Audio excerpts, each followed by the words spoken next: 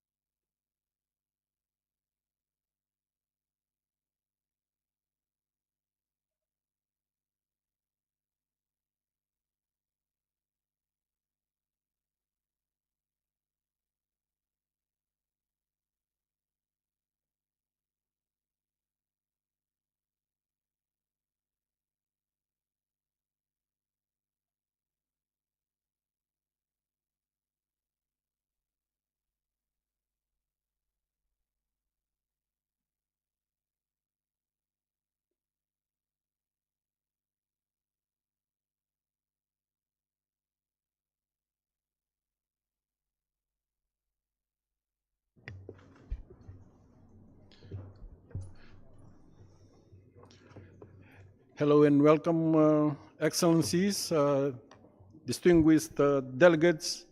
A very good afternoon to you all. Welcome back to the plenary session of the 11th Asia Pacific Forum for Sustainable Development. The meeting is now called into order. We shall now proceed with agenda item 4, that is the review of regional progress and opportunities for achieving the SDGs. Under this agenda item, there are 3 sub-items to discuss as indicated in the program. We'll proceed with each of them one by one. After finishing each item, we will open the floor for country and stakeholder statements. Excellencies, distinguished delegates, please allow me to open sub-agenda item A on progress towards the attainment of Sustainable Development Goals 1, 2, 13, 16, and 17 at the regional level.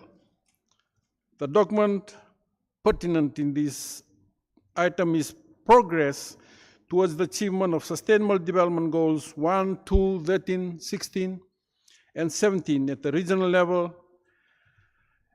ESCAP stroke RFSD 2024 stroke INF stroke 1. We will proceed with the reporting from the parallel SDG roundtables held yesterday and this morning. The 5 roundtables discussed the SDGs under review in 2024 on Sustainable Development Goals 1, 2, 13, 16, and 17. The discussions set out to establish a shared understanding of the outlook and progress on the goals at the regional level and regional priority areas for accelerated action on the goals. Each rapporteur has 3 minutes to deliver a summary of the discussions and identified priorities. Complete SDG priorities for each goal are available on the APFSD website, and identified areas for action will be reflected in the chair's summary. We will start with the roundtable on SDG 1, that is no poverty, and I would like to invite Mr. Hussein Hosenov, Head of the Sustainable Development and Social Policy Development of the Ministry of Economy of the Republic of Azerbaijan, Secretary of National Coordination Council for Sustainable Development of the Republic of Azerbaijan, to take the floor. Thank you, Chair. I'd like to thank to all SDG 1 roundtable participants for their active contribution to the roundtable. Your Excellencies, distinguished delegates, ladies and gentlemen, the Roundtable on Sustainable Development Goal 1 was organized by International Labour Organization with inputs from the Federation of Free Workers, UNIDO, International Women Development Agency, UN Women, UNOPS, and the overall coordination of ESCAP. The Roundtable policy recommendation to advance the progress of SDG 1 in Asia and Pacific were framed around 3 broad priorities, namely access to social protection, exposure to and impact of disaster, and more decent jobs. In relation to access social protections, the Roundtable recognized the need, first, adopt integrated policy planning for inclusive and adaptive social protection to leave no one behind, backed by a clear definition of social protections that encompasses both contributory and non-contributory system and is grounded in human rights aligned with ILO standards. Second, improve domestic resources mobilization and leverage emerging sources of external financing while using innovative finance such as green and blue bond. The domestic resource mobilization and emerging source plays an important role in this relation. To expose to an impact of disaster, the following actions were highlighted. First, strengthening implementation of disaster risk reduction strategies at national and local level through localized and community-driven approaches. Second, harness inclusive digitalization to build resilience and to reduce poverty. Ladies and gentlemen, finally, regarding more and decent jobs, the Roundtable considered upgrading skills to support access to skilled and decent jobs during a just transition, especially for young people, recognizing the barriers for diverse group, including all marginalized. Second, investing in inclusive and desegregated data collection and building capacity at every stage for data collection, production, use, and analysis. I'll thank you. Thank you, Mr. Husinov. Next, I would like to invite Mr. Rewati Raman Podal, Secretary of Ministry of Agriculture and Livestock Development, Nepal, as the rapporteur of the roundtable on SDG 2 on zero hunger, to take the floor. Thank you, Chairperson. Excellencies, distinguished delegates, the roundtable on SDG 2 on zero hunger was co-organized by FAO and ESCAP with contributions from UN OPS. As the goal profiles reports, progress on SDG 2 in the region is off track, and we are facing multiple crises. The roundtable's priorities for actions to advance progress towards the achievement of SDG 2 targets in the region are as follows. On holistic approaches, promoting agroecology approaches with attention to biodiversity, crop diversification, and promotion of locally produced food, integrated farming models that include livestock and fisheries and along food value chains, supporting greater investment in advancing food sovereignty and food rights, especially by leveraging local knowledge in promoting sustainable local production systems, and promoting a One Health approach to food production systems integrating human health, animal health, and environmental health. Regarding farmers, including women farmers and youth, empowering farmer producer organizations and family farmers as agents of change in sustainable food production, supporting farmers and small-scale enterprises to acquire and use digital technology and promote digital literacy, dedicating efforts to improving the farmer prosperity by interventions to reduce costs of production, and ensuring access to technology, resources, knowledge, and markets to make farming viable and sustainable. Boosting youth engagement, employment, and entrepreneurship through technology and innovation, and integrating and empowering women, including through security of land tenure and inheritance rights. Regarding markets, improving market linkages between farmers and consumers and maximizing the value of economic benefits for producers, ensuring policy coherence between promoting self-sufficiency and maintaining trade policy for food security and farmer protection, and investing in technologies and engaging with all actors to develop workable models that reduce post-harvest losses, improve nutrition, and reduce environmental impacts. Finally, the roundtable also highlighted focusing on social protection investments and ensuring safety nets to ensure access to food by the most vulnerable, increasing investment in research and education on sustainable agri-food system approaches such as agroecology, and strengthening dialogues across countries to address transboundary water management issues. Thank you for your attention. Thank you very much. Thank you, Mr. Podal. Next, I have the honor to invite Ms. Noraline M.U., Assistant Secretary, Policy Planning and Foreign Assisted and Special Projects, Department of Environment and Natural Resources, the Philippines, to present the report of the Roundtable on SDG 13 on climate action. Thank you, Mr. Chair. The SDG 13 profile was developed and led by ESCAP and UNEP, including UN Women, UNIDO, and UNHCR. So the roundtable policy discussion to advance progress in SDG 13 in Asia reflected the following insights in terms of climate action. 7 priority areas were identified to accelerate climate action in Asia and the Pacific. Increasing ambition in the updated NDC 3.0, developed through all stakeholders, inclusive processes, and based on effective systems of greenhouse gas emissions monitoring. Member states and development partners are encouraged to implement the COP28 decisions relating to scaling up the mobilization and aligning of finance for climate action, including adaptation, and promoting innovative access to finance for youth and vulnerable groups.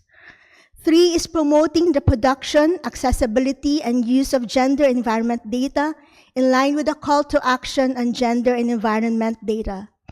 Action to strengthen gender environment data includes using individual level and not just household data, disaggregation of gender data, for example, for informal workers, vulnerable groups, including lived experiences and stories from the ground, ensuring artificial intelligence algorithms incorporate a gender perspective, and strengthening the dissemination of data, and ensuring a locally led approach to data gathering through a gender lens. Leave no one behind in climate action. A fair and just transition should focus on women's inclusion and equitable benefits in low-carbon economies, including persons with disabilities, youth and indigenous groups who are the dynamic agents of change. Climate action should also reflect worker rights to ensure a just transition. 5th is integrating into existing climate change policy processes transport-related targets for greenhouse gas emission reduction, including promoting more public transport, green hydrogen for transport, and more walkable spaces. It would also be necessary to enhance capacity building and knowledge sharing at national, regional, and global levels, with a focus on promoting electric vehicles and fostering collaboration among stakeholders, including the youth. Ensuring that people in vulnerable situations, civil society organizations, and environmental human rights defenders have access to the information information on climate change and climate action.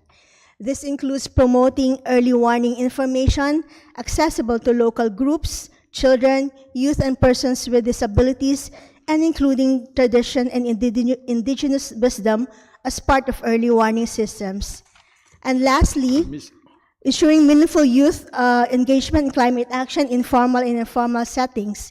Education can strengthen adaptation and mitigation action using a rights-based approach and promote global citizenship. Thank you. Thank you, Ms. Yu. Next, I would like to invite Mr. Raymond John P. Rosuelo, Information Officer, Research and Knowledge Management Division on Human Rights, Philippines, the repertoire of the Roundtable on SDG 16, on Peace, Justice, and Strong Institutions, to take the floor. Thank you, Chairperson, Your Excellencies, distinguished delegates, and ladies and gentlemen. The Roundtable on SDG 16 on Peace, Justice, and Strong Institutions was organized by OHCHR and UNDP with inputs from UNEP and UNODC under the overall coordination of ESCAP. The realization of SDG 16 is essential for achieving all SDGs, fulfilling the aim of leaving no one behind and enabling protection and promotion of all human rights. Importantly, global data for all SDG 16 indicators became available for the first time in 2023. Thanks to partnerships involving UN entities, national institutions, and experts. SDG 16 data, however, remains limited in the Asia-Pacific, with 58 countries and territories lacking data on 6 indicators. To advance progress on SDG 16 in Asia and the Pacific, the Roundtable's proposed priority actions covered different strategic areas, including, first, strengthening national and subnational capacity, accountability, and public institutions. Priority actions include accelerating the establishment of national human rights institutions in line with the Paris Principles, compliance with human rights obligations, catalyzing investments in public sector capacity and digital infrastructure, establishing regulatory frameworks to align private sector governance with human rights, and aiming to close the gap between people and institutions. Second, enabling access to timely and quality services and justice mechanisms for survivors of violence. A focus on individuals affected by transnational organized crime and ensuring survivor-centered and evidence-based approaches for victims of trafficking and illegal drug use. Leveraging legally binding tools like the UN Convention Against Corruption, as well as regional cooperation, can help combat corruption as an enabler of other crimes. Third, strengthening national monitoring capacities for SDG 16. This involves, among others, advancing collection, validation, and use of data on the situation of human rights defenders, sexual and psychological violence, transnational organized crime, human trafficking, drug use, and illicit financial flows. Fourth, advancing the rule of law, freedoms of association, assembly, opinion, and expression, and an enabling environment for human rights defenders are vital to the achievement of all SDGs, followed by systematic human rights-based monitoring of progress. Key to the success of these priority actions is the free and active and meaningful participation of all stakeholders, including youth, vulnerable and marginalized groups, and civil society. Thank you. Thank you, Mr. Rosuelo. And finally, I will present the roundtable on SDG 17 on partnership for the goals. Excellencies, the SDG 17 roundtable resonated with a key message that need to enrich, strengthen, and ensure private and civil society partnership, especially to address physical gaps in SDG implementation. The second is strong emphasis was placed on establishing clear accountability mechanism, implementing safeguard policies, and putting reasonable collaboration in place to scale up climate finance. The third is recognizing the power of data. For this need for more collaboration in responsibility, utilizing the new financial instruments that was seen as critical, while capacity building, research, and international collaboration were identified as key solutions to address inefficiencies.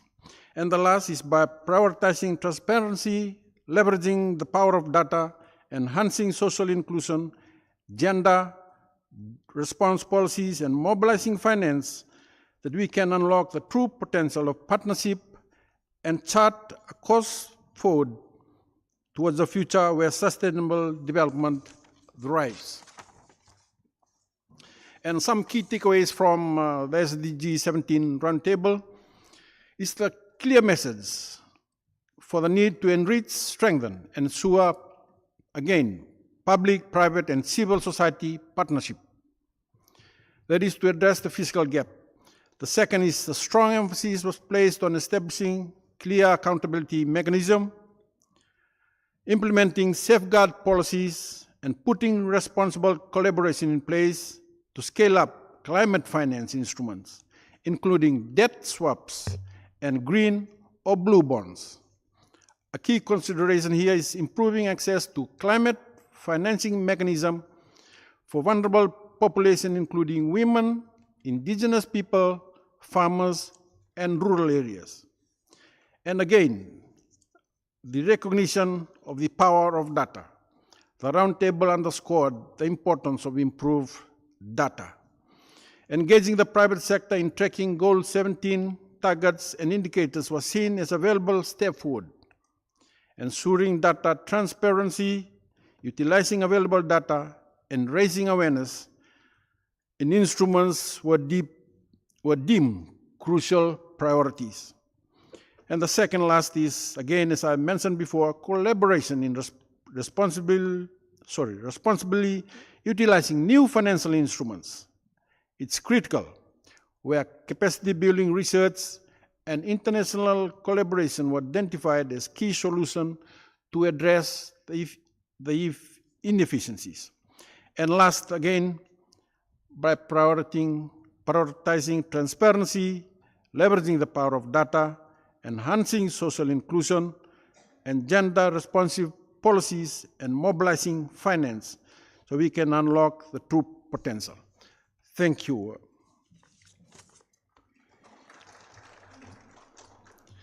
To all distinguished rapporteurs, I would like to thank you for your brief and concise reports and for conveying those key messages from the SDG Roundtable. Thank you.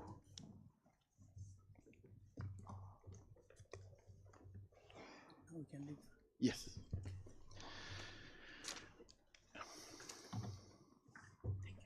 Okay, thank you. And Excellencies, distinguished delegates, I'm pleased to invite the distinguished delegates to intervene on agenda item 4A on progress towards the attainment of Sustainable Development Goals 1, 2, 13, and 17 at the regional level. I will open the floor to statements for delegates in the speaking order as received from the Secretariat, from both participants present in the room and those connected through Zoom. I kindly remind delegates to limit their statement to no longer than 3 minutes to allow all delegates the opportunities to speak.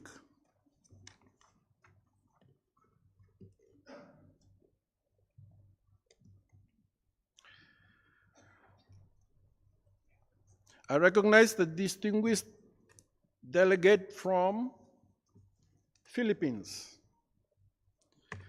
to be followed by the distinguished delegate from the Office of the United Nations High Commissioner for Human Rights. Honorable Ministers, Excellencies, and distinguished delegates, ladies and gentlemen, good afternoon. As other nations have also experienced, the Philippines faced constraints in achieving the Sustainable Development Goals due to several challenges, especially the COVID-19 pandemic and also the quarantine mobility restrictions that were implemented. Then later on, there was the uneven recovery and exacerbated by the geopolitical tensions, which led to inflation. Our economy suffered a record contraction of 9.5% in 2020, disrupting the high growth norm of 6 to 7% in the previous decade. Despite this, the country continued to uphold its commitments to the SDGs, and the Agenda 2030 has proven to be invaluable in cultivating a deep understanding of the interlinkages among economic, social, and environmental outcomes. We have gone to great lengths to incorporate the SDGs in our Philippine Development Plan while reshaping our objective from recovery to steering the economy to a high growth path, and alongside the transformation agenda toward an inclusive and resilient society. After a year of the plan's implementation, the labor market made steady progress in 2023 amid downside risk on the domestic and external fronts.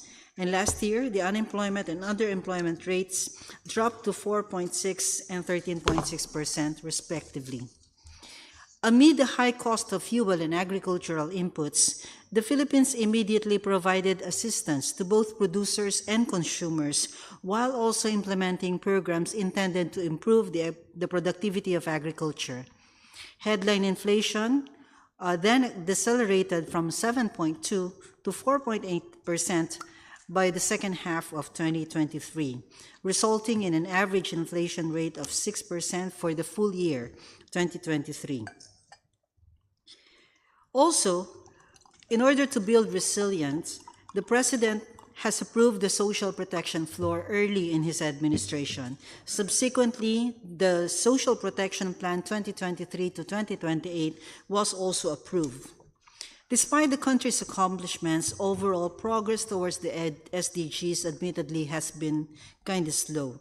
That is why, at the subnational level, we started capacitating the regional stakeholders in formulating the SDG catch-up plans using local data and policy framework called Every Policy is Connected, or the EPIC tool, which was developed by the ESCAP Statistical Division. The subnational catch-up plans intend to accelerate local initiatives on the regressing SDGs based on the Philippines' SDG pace of progress. As we reflect on the progress made and the challenges ahead, we renew our commitment to the SDGs and redouble our efforts towards its achievement. The Agenda 2030 is more than just a meeting of deadlines. Ultimately, it is about the pursuit of a better life for all of us, in which no one is left behind. Thank you very much. Sorry. Thank you, Madam Delegate. I now invite the distinguished delegate from the Office of the United Nations High Commissioner for Human Rights. And then after that, we'll hear from a representative from Armenia. Excellencies, distinguished delegates, esteemed colleagues, the 2030 Agenda sets out a vision for sustainable development that is firmly grounded in human rights. With interlocking crises eroding progress on many SDGs, we are long overdue in leveraging human rights as the problem solver they are. We must stop treating human rights and sustainable development as separate issues. We are now preparing for the Summit of the Future. It will be critical that the pact underlines that the three pillars of the United Nations, peace and security, development, and human rights, are interlinked and mutually reinforcing and include a commitment to strengthen the human rights pillar to reflect its equal value and importance. In this region, as elsewhere, key concerns include the rule of law, restrictions on civic space, freedom of expression and assembly, attacks on human rights defenders, including environmental defenders and journalists, impunity for human rights violations, and limitations on judicial independence. OHCHR's recent report with UNDP and other partners shows little or no progress towards Goal 16 since 2015 and significant lack of data overall. Without urgent action, the little progress achieved under SDG 16 will be reversed, with repercussions across all the goals. Climate change is undermining nearly all SDGs, in particular SDG 1 and SDG 2, since its impact worsens the situation of already marginalized people. We need climate action, both on adaptation and mitigation, that prioritizes equity, social and climate justice, human rights-based approaches, and inclusivity, leading to more sustainable outcomes, fewer trade-offs, and climate-resilient development. We need independent, effective, and well-resourced national human rights institutions in line with the Paris Principles, with the capacity and expertise to monitor and follow up on states' implementation of the 2030 Agenda. We need robust partnerships at local, regional, and global levels. Human rights must be used to guide all economic and social policies, to navigate trade-offs in taxation, budgets, trade and investment policies, and to ensure access to education, healthcare, food, social security, and a clean and healthy environment for all. Human rights economies work to reduce inequalities, prioritize action on the triple planetary crisis, and rely on a fully reformed, transparent, and accountable international financial architecture.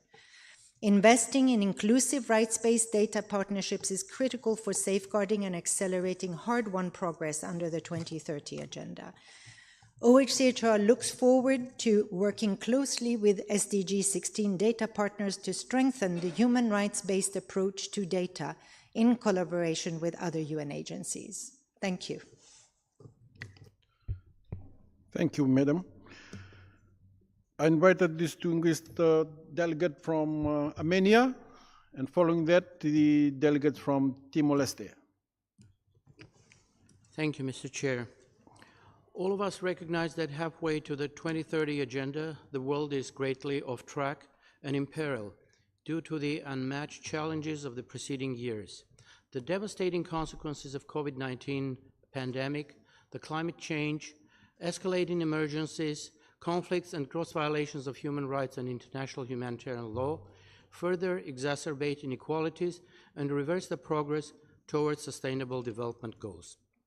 Just like many other countries, in these difficult times, Armenia had to navigate complex circumstances and adapt to rapidly changing international dynamics, requiring resilience and strategic decision-making to address the far-reaching implications of those crises. In this vein, Armenia has been implementing major reforms aimed at improving transparency and accountability, eradicating corruption, enhancing independence of judiciary, promoting gender equality and youth participation.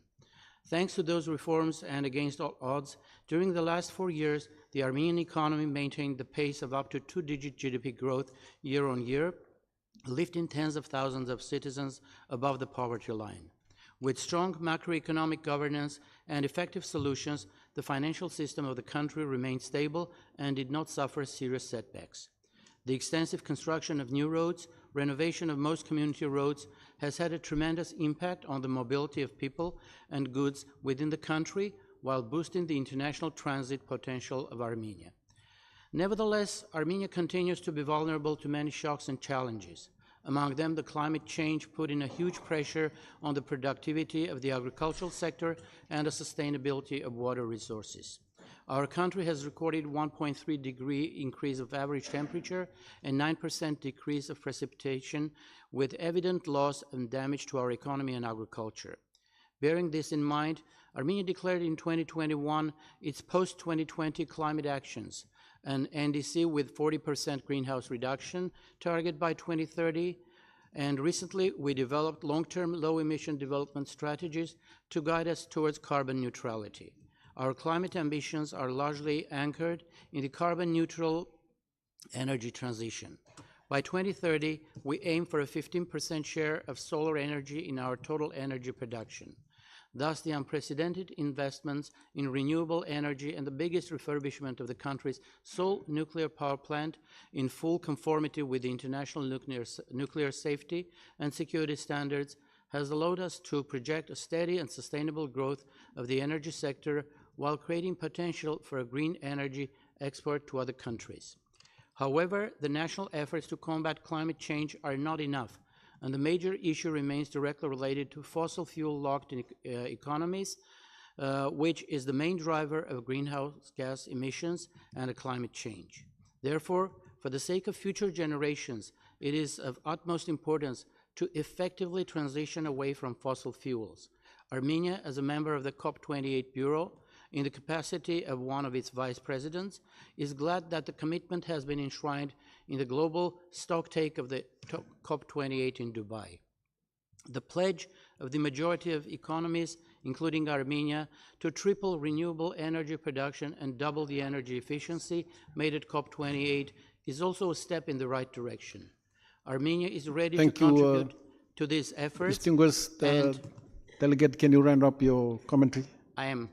And in this context of the SDGs, Armenia believes that VNR is an important activity, and that is exactly why we will present our already third VNR this year. And taking this opportunity, I would like to extend my sincere gratitude to ESCAP for its invaluable support to Armenia in this matter. Based on our very positive experience, we would like to call upon other countries and encourage them to use ESCAP's experience in their relevant VNR preparations. Thank you, Mr. Chair. Thank you, distinguished delegate. I now invite the distinguished delegate from the collective statement of APR-SAM, and following that would be the delegate from Nepal, and then Timor-Leste.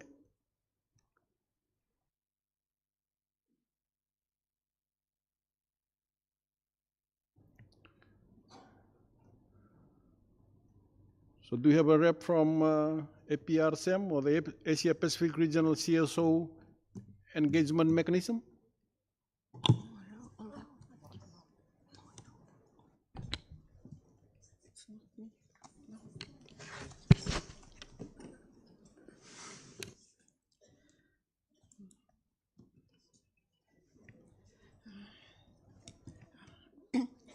Thank you. Thank you, Mr. Chair. It's a great honor for me to speak on behalf of Asia Pacific CSO Engagement Mechanism, Women's Constituency. It is like a great honor to speak about the issue of sub-regional processes in achieving SDGs, in particular water management. So I would like to say that in Central Asia, as in many parts of the Asia-Pacific region, as the challenges of water scarcity or the complexities of managing transboundary water resources are exacerbated by climate change. It is also a narrative that highlights a significant gap in approach to water governance, the underrepresentation of women. Despite being primary caretakers, users, and stewards of water in their communities, women's voices are often sidelined in decision-making processes related to water management. This oversight is not merely a matter of equity, it is a critical flaw that hampers our ability to achieve sustainable water security. Women in rural communities are very much dependent on water and energy resources to sustain their livelihoods, families, and food security. A lack of access to clean water and proper sanitation facilities exacerbates their struggles, placing them at a higher risk of waterborne diseases and overall health. To have the full spectrum of innovative ideas and strategies, we must ensure that women are not only participants but leaders in their dialogue and decision-making processes regarding water management. Empowering women in the water sector means more than just increasing their numbers in meetings or forums. It involves actively listening to their voices, incorporating their knowledge into policy and practice, and dismantling structural and systemic barriers that limit their participation and leadership. Women possess unique knowledge and perspectives that are crucial for developing effective water management solutions. Their understanding of water's role in sustaining households, agriculture, and community well-being is invaluable. Yet the potential of these insights remains largely untapped due to persistent gender disparities. So the pathway towards effective water management in Central Asia and beyond is a collective responsibility that requires the engagement of all stakeholders.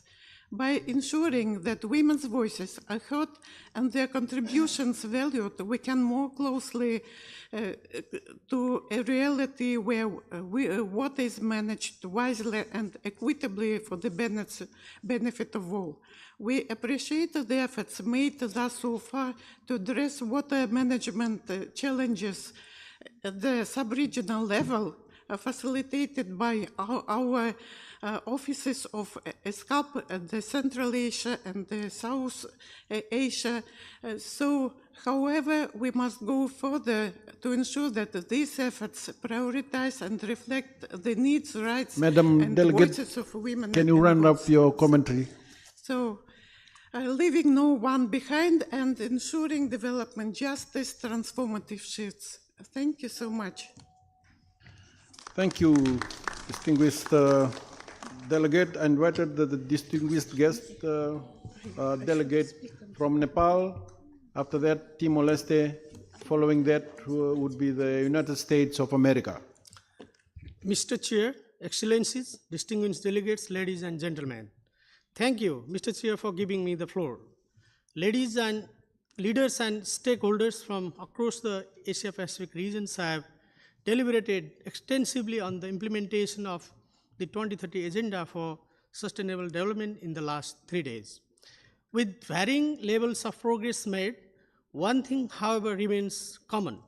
We are all far back in our achievement of the SDGs, even after having crossed the halfway point to the 2030 Agenda. Nepal has put the all-encompassing SDG at the foremost of policies and programs of the private sector, cooperatives, and non-governmental organizations. The mid-term progress assessment of SDGs has revealed Nepal's progress so far is above the global average in general, but still far behind its target by 2022. On the poverty reduction front, absolute poverty was 25 percentage in 2010, which has dropped to 20.3% in 2023. Though the initial progress was on track, the situation was reversed due to the COVID-19 pandemic. Food security, social protection assurance, care work and gender equity has improved a lot in the country. Undernourishment has also much decreased. Mr. Chair, on combating climate change and its impact, necessary measures have been integrated into national policies, strategies, and planning. Local adaptation plans of action have implemented successfully. Nepal is working towards promoting good governance at the political, administrative, and judicial level to increase transparency and accountability of the public institutions. The goal 17, the debt of GDP ratio, is in an increasing trend and has almost doubled during the last 5 years. Attracting FDI has been challenging for Nepal. I believe these situations overlap in the Asia Pacific countries too. Mr. Chair, a lot has been attained. A lot remains to be done. Support in capacity building from the development partners has been present, but an emphasis needs to be put on for more facilitating technical and financial support. I emphasize being open to sustainable measures that amplify well-being, promotes equity and social justice, and support environmental conservation, since this is an issue not yet materialized. The world leaders can engage with the major groups and other stakeholders to help them bring into concrete shape. Mr. Chair, we have been rightfully focusing on leaving no one behind agenda in our development endeavors. However, a paradigm shift is required to accelerate the achievement of SDGs by 2030. It is high time that we now shift gears into our global governance in a way that adopts the transformative vision Thank of you, leaving no one distinguished and delegate. no Can you round country up behind. your commentary? I urge that we join hands to achieve these safe aspirations for our development and common future. I thank you all. Thank you, distinguished delegate. I invite the distinguished delegate from Timor-Leste, and after that, the United States of America. United States of America. Sorry, Timor-Leste first. Mr. Chair, distinguished delegate, the convergence of crises caused by the effects of the COVID-19 pandemic, climate change, and conflict has worsened impacts on poverty, food and nutrition, health, education, and global economic disruption, as well as undermined peace and security, including creating inequality between and among countries. There is a need to ensure that policies across different sectors are coherent and aligned with the SDGs. This requires integrating the goals and targets of the SDGs into national and local development plans, integrating social, economic, and environmental dimensions, and ensuring a holistic approach to sustainable development. The SDGs are ambitious, and the sources, expertise, and capacity needed to achieve the SDGs in Timor-Leste are significant. Mobilizing domestic and international resources will be vital, and partnership have a crucial role to play. Mr. Chair, SDG 16 is an overarching goal for Timor-Leste development strategy, as laid out in the 2011-2013 Strategic Development Plan. To this end, it also featured prominently in 2023 and 2019 Timor-Leste's VNR.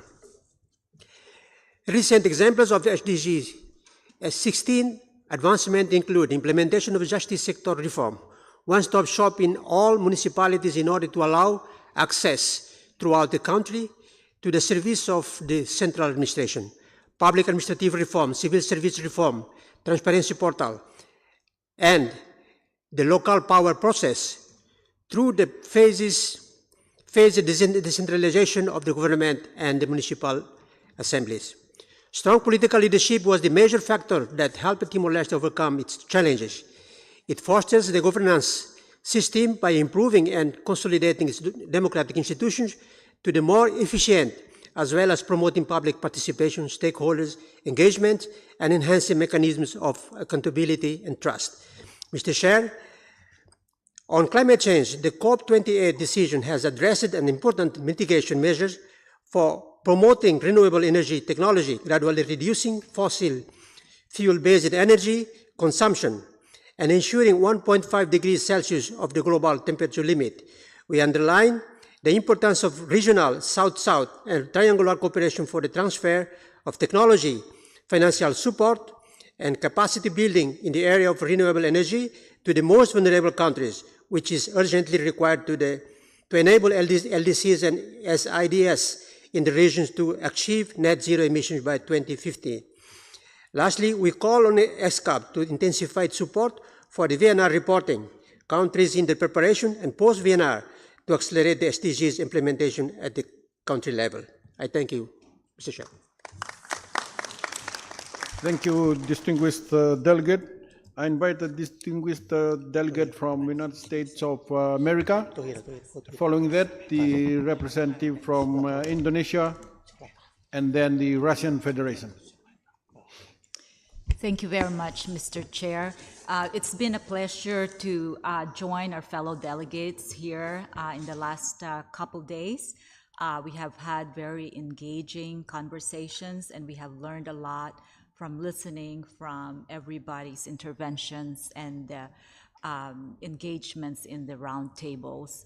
I would like to note that our national statement, which is on file online, has a more robust, comprehensive statement from the United States. But for this particular intervention, I just want to reiterate that the United States is very much determined to meet our commitments to the 2030 Agenda for Sustainable Development Goals, both domestically and abroad. Here in the Asia Pacific and around the globe, we continue to work toward a free, open, connected, prosperous, resilient, and secure international communities. I represent the United States Agency for International Development, where many of our colleagues here we have had the pleasure to work with many of our colleagues here and our country partners. And I would just want to highlight a few things on what we have been doing in terms of the positive partnerships, working alongside you and achieving your ambitions. We are very proud of these partnerships and to be working with you hand in hand, whether it's in SDG 1, SDG 2, 13, 16, and 17, which are now under review this year, but also for the rest of the SDGs. So with that, again, I just want to reiterate our commitment to work with our colleagues, our partners in the region, to meet the challenge ahead of us in making sure that we achieve or we accelerate the achievement of this SDGs so that we can be back on track to meeting the needs of the region. Thank you. Thank you, distinguished delegate. And I invite the distinguished delegate from Indonesia, following that the Russian Federation. Thank you, Chair. Ladies and gentlemen, good afternoon. Indonesia has participated in the SDGs Roundtable, in which we shared key policies in achieving SDGs 1, 2, 13, 16, and 17. To continue reducing poverty, we implement adaptive social protections to prevent and protect communities against vulnerability and social exclusions, especially for the vulnerable groups. We also continue to improve our human capital, increasing job opportunities, enhancing small productive economic programs, developing basic service infrastructure, and provide conditional cash transfer and other social protection programs. On SDGs 2, we stress the importance of food system transformation through the food, water, energy nexus and food loss, as well as waste management. Another priority for Indonesia is advancing blue food in our food system decision-making as an alternative source of protein while managing marine and protected areas.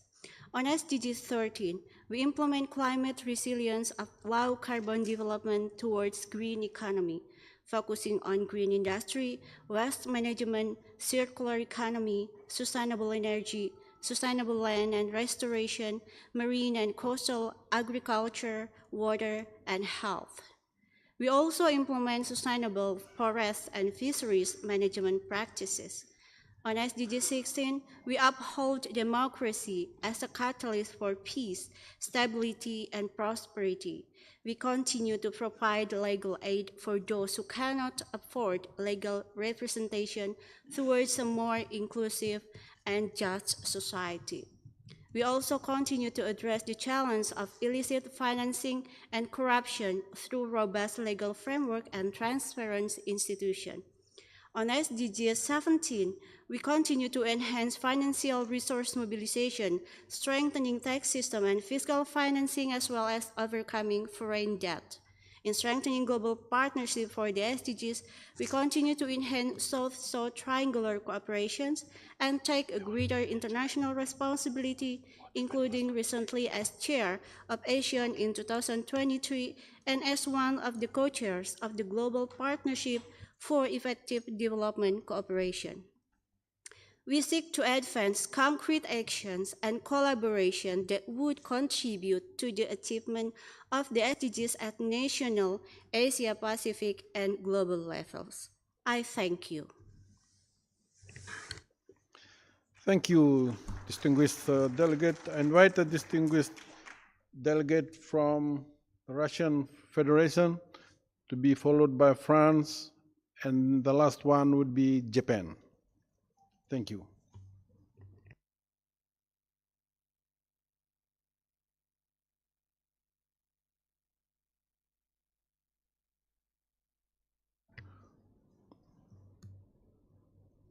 Sorry. Sorry, Mr. Chair. Our statement is supposed to be delivered by the participant who's online via Zoom. Is there a request for that? No? Okay, we'll probably move on to the next one, France and Japan, and then we'll see how we can accommodate the Russian Federation.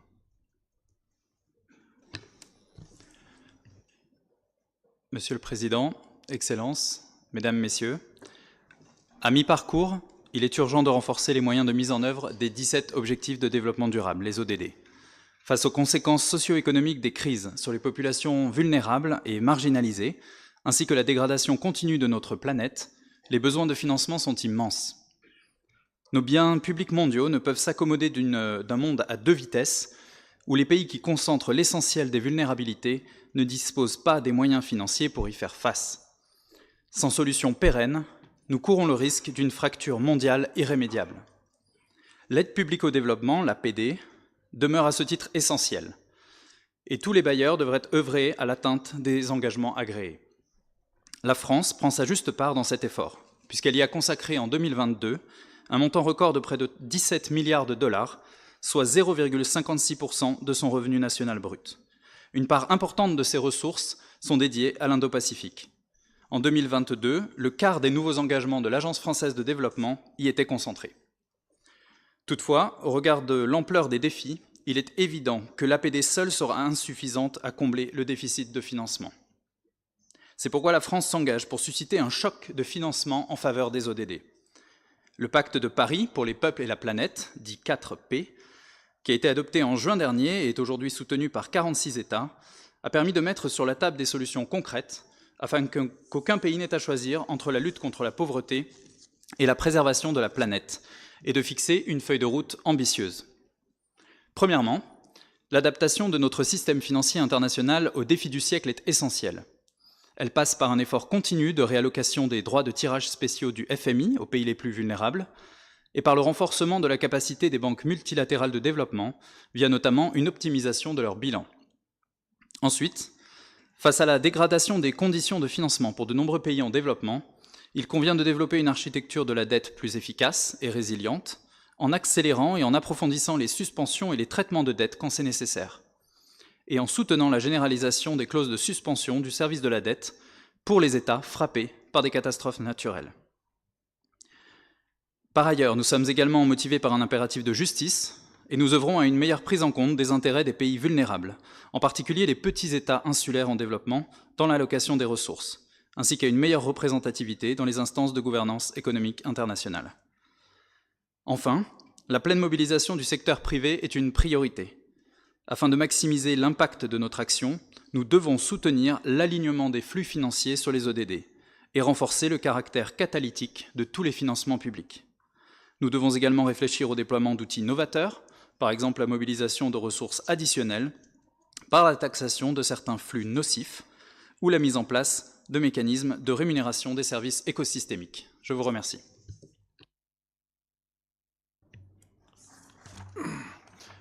Thank you, distinguished delegate. I now invite the distinguished delegate from Japan. It will be the final one for this session. Thank you, Mr. Chair. We would like to reiterate our commitment to achieve the SDGs domestically and internationally as stated on the first day of the meeting, and our approach to each SDGs are published on our website in our new guiding principles that we were just revised last year. My comments here is to address the proposals in the conference document issued by the Secretariat. We'd like to thank the Secretariat for producing the progress report with the proposed priority areas. We are in broad agreement with the proposals, but we'd like to request the Secretariat, in light of the roundtable results, to do a thorough legal scrubbing on the terminology to ensure clarity of understanding in the compilations of inputs in the text for the report. I mean, there were, for example, several words that were used in the recommendations, such as food rights, environment rights, that are not entirely clear to all because they're not internationally agreed language, so please try to spell out the meaning of what you're trying to say there. We'd also like to urge the write-up to be technology agnostic, use inclusive language, not limiting to one particular modality of technology, so that to keep the language generic as to not assign special status to a particular modality to make it very inclusive. Thank you very much. Thank you, distinguished delegate. So that will be the final one for this session, and we'll allow. Oh, sorry. Korea is requesting to speak now. Thank you. So we'll thank you, Chair. Allow them to speak. Thank you, Chair. There is some misunderstanding, miscommunication between the Secretariat and my delegation. Thank you, Chair. The Asia Pacific is perhaps the most diverse and dynamic region in the world. It is home to the world's largest population and has a rich ethnic and cultural and language diversity. Such diversity gives us a great opportunity to share and broaden our views. However, it also means that the region requires mixed approach to SDG implementation that can be put to use in different contexts. I believe vibrant communication among us could build the ground for the integrated approaches to SDG implementation in this diverse region. In this regard, this year ESCAP Forum is truly meaningful. Also, upcoming UN conferences in May and June on small island developing states and then landlocked developing country will serve as another opportunity to further strengthen our solidarity, as we will have a chance to increase mutual understanding on specific situation of the ASEAN and the Pacific region, where many Cs and LLDC exist. Utilizing this conference, Korea will renew its commitment to SDG implementation through our partnership with each other. About 1 year ago, Korean government announced its first ever Indo-Pacific strategy, which identified development cooperation in this region as one of the 9 top priorities. I would like to highlight that under the strategy, Korea aims to promote social, economic development, foster stability and prosperity and freedom in the Pacific region through tailored development cooperation partnership. Chair, I would like to conclude my remarks by rendering the Korean Republic of Korea's strong support for SDG implementation in this region. I assure you that the Republic of Korea will support ESCAP efforts as well as we have thus far. Thank you very much. Thank you, distinguished delegate. So that will be the final one for this session.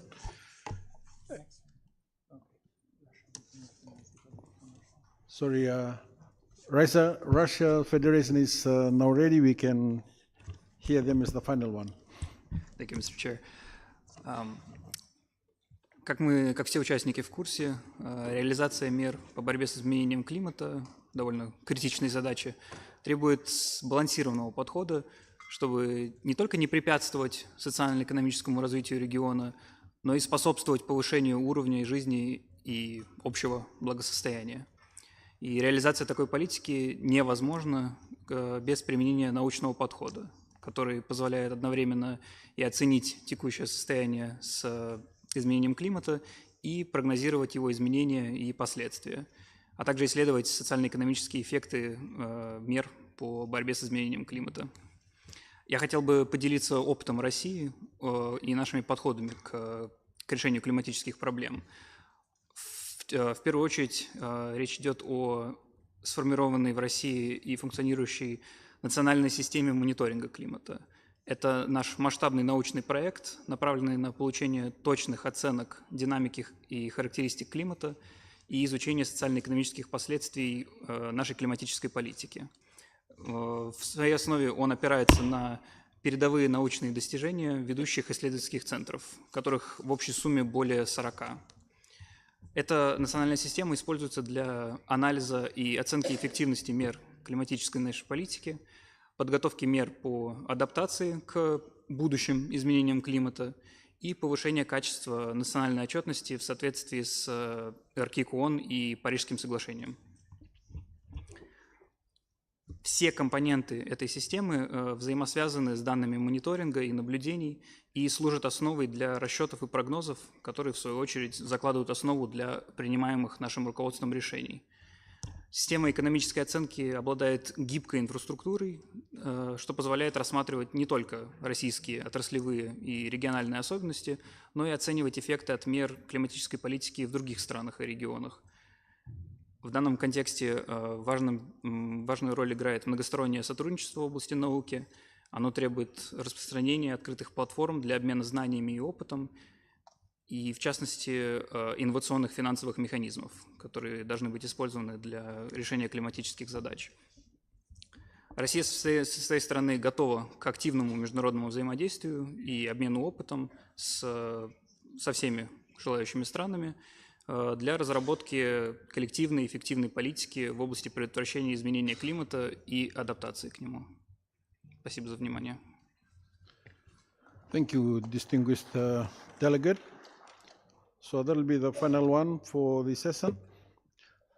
Distinguished delegates and participants, in the interest of time, we'll now move on to sub-agenda item 4B. For delegates who still wish to speak under 4A, we will accommodate the request in the time allotted for statements in sub-agenda item 4B. For the reporting and posting of statements online, the Secretariat will note the corresponding sub-agenda item you have indicated in the statement request. Let me continue with agenda sub-item B on the implementation of the 2030 Agenda for Sustainable Development at the sub-regional level. The document pertinent to this item is implementation of the 2030 Agenda for Sustainable Development at the sub-regional level, ESCAP/RFSD/2024/5. The discussion will take stock of the key messages from the 5 sub-regional multi-stakeholders SDG forums and discuss the urgency to tackle climate change and its impacts at sub-regional level. We hope to identify potential solutions and strengthen our partnerships to accelerate climate action, especially in 2 urgent areas: sustainable energy transition and water resource management. For this discussion, we are honored to have the support of Ms. Andy Fong Toi, Head of the Sub-Regional Office for the Pacific of ESCAP, who will moderate the discussion. May I invite Ms. Fong Toi to come to the rostrum and moderate the discussion. Thank you.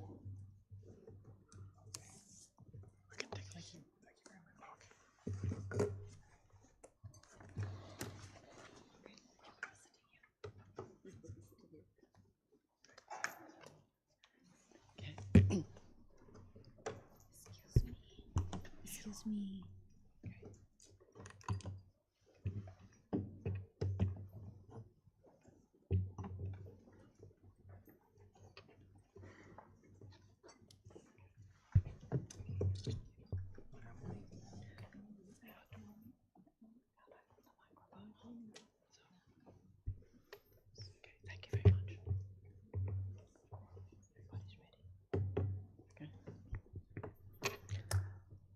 Mr. Chair, Excellencies, distinguished delegates, it is my honor this afternoon to moderate the panel session under Agenda Item 4B, Review of Regional Progress and Opportunities for Achieving the SDGs, Implementation of the 2030 Agenda for Sustainable Development at the sub-regional level. To begin the session, we will have a short presentation on behalf of the 5 ESCAP sub-regions on the key messages from the 5 sub-regional multi-stakeholder SDG forums.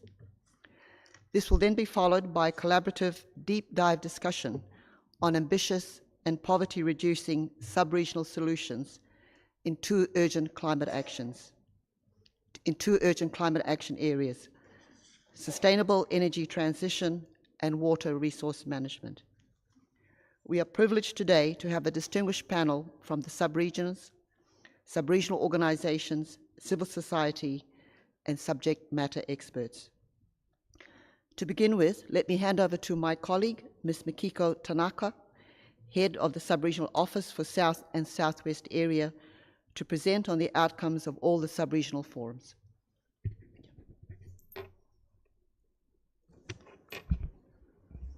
Thank you, Andy. So distinguished delegates and participants, I have the honor to present the outcomes of the 5 sub-regional multi-stakeholder SDG forums that took place in 2023 ahead of this APFSD. Next slide, please. So this is the implementation status of the 2030 Agenda in the Asia-Pacific region.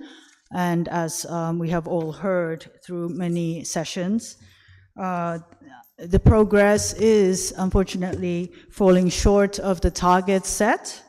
And for climate action, which is SDG 13, we are seeing regression. Next slide, please. When we break this down to the 5 sub-regions, there is some diversity and unevenness in the progress of implementation. And this reflects the, unique challenges, the resource situations, and opportunities across the sub-regions and countries. However, at the same time, there are common threads across the sub-regions in terms of the causes or factors that have led to this status. This includes the compounding effect of the multiple crises, adverse impact of climate change and natural disasters, volatile energy and inflation, widening financing gaps, shrinking fiscal space, inefficiencies in resource use, and widening of existing inequalities. The 5 sub-regional forums that took place last year there were participants from various stakeholder groups, and we had vibrant discussions in each of these forums. They include the member states, the government institutions, sub-regional organizations, think tanks and researchers, civil society and youth organizations, private sector, and development partners. One very strong message that came out of all the forums was the centrality of a whole-of-society approach through multi-stakeholder engagement. And this resonates through a lot of the messages that come through in subsequent slides. So this round, starting from last year, leading to the HLPF, the goals that were under focus were SDG 1, no poverty, 2, zero hunger, 13, climate action, 16, peace, justice, and strong institutions, and 17, partnerships for the goals.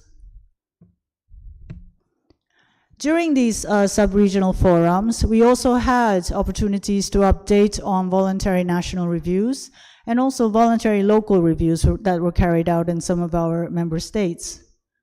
To summarize some of the outcomes or messages that came out of these reviews, we had for voluntary national reviews, member states and participants thought they were crucial opportunities to engage different stakeholders to guide national sustainable development plans.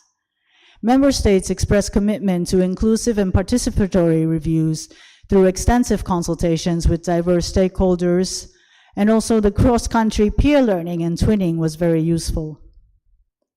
The reviews allowed to promote youth activism in the sub-regions and integrate young people's perspectives in the implementation of the 2030 Agenda, and highlighted synergies among the goals and an importance of policy coherence.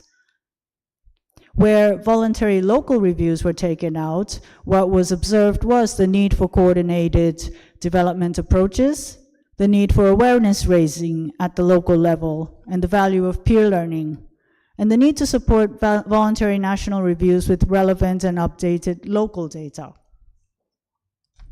So now I'd like to go into each of the 5 SDGs that were reviewed. For SDG 1, no poverty, these were the highlights, I would say, because they were extensive recommendations that came out in terms of priorities and also opportunities. Strengthen social protection coverage, equitable access to basic public services, increase access to decent work, use of technology and artificial intelligence for economic resilience, improve resilience of people in poverty to climate-related shocks. For SDG 2, zero hunger, the priorities and opportunities were as follows: focus on food insecurity and nutritional requirements, create resilient agricultural supply chains and market development, promote good nutrition and civil society actions to support food security, green technologies, sustainable farming practices to address climate change, the use of technology to increase productivity and resilience. SDG 13, climate action. Adequate policies need to be in place for promoting green investments leading to sustainable energy transition. Transformative actions from key sectors, such as energy.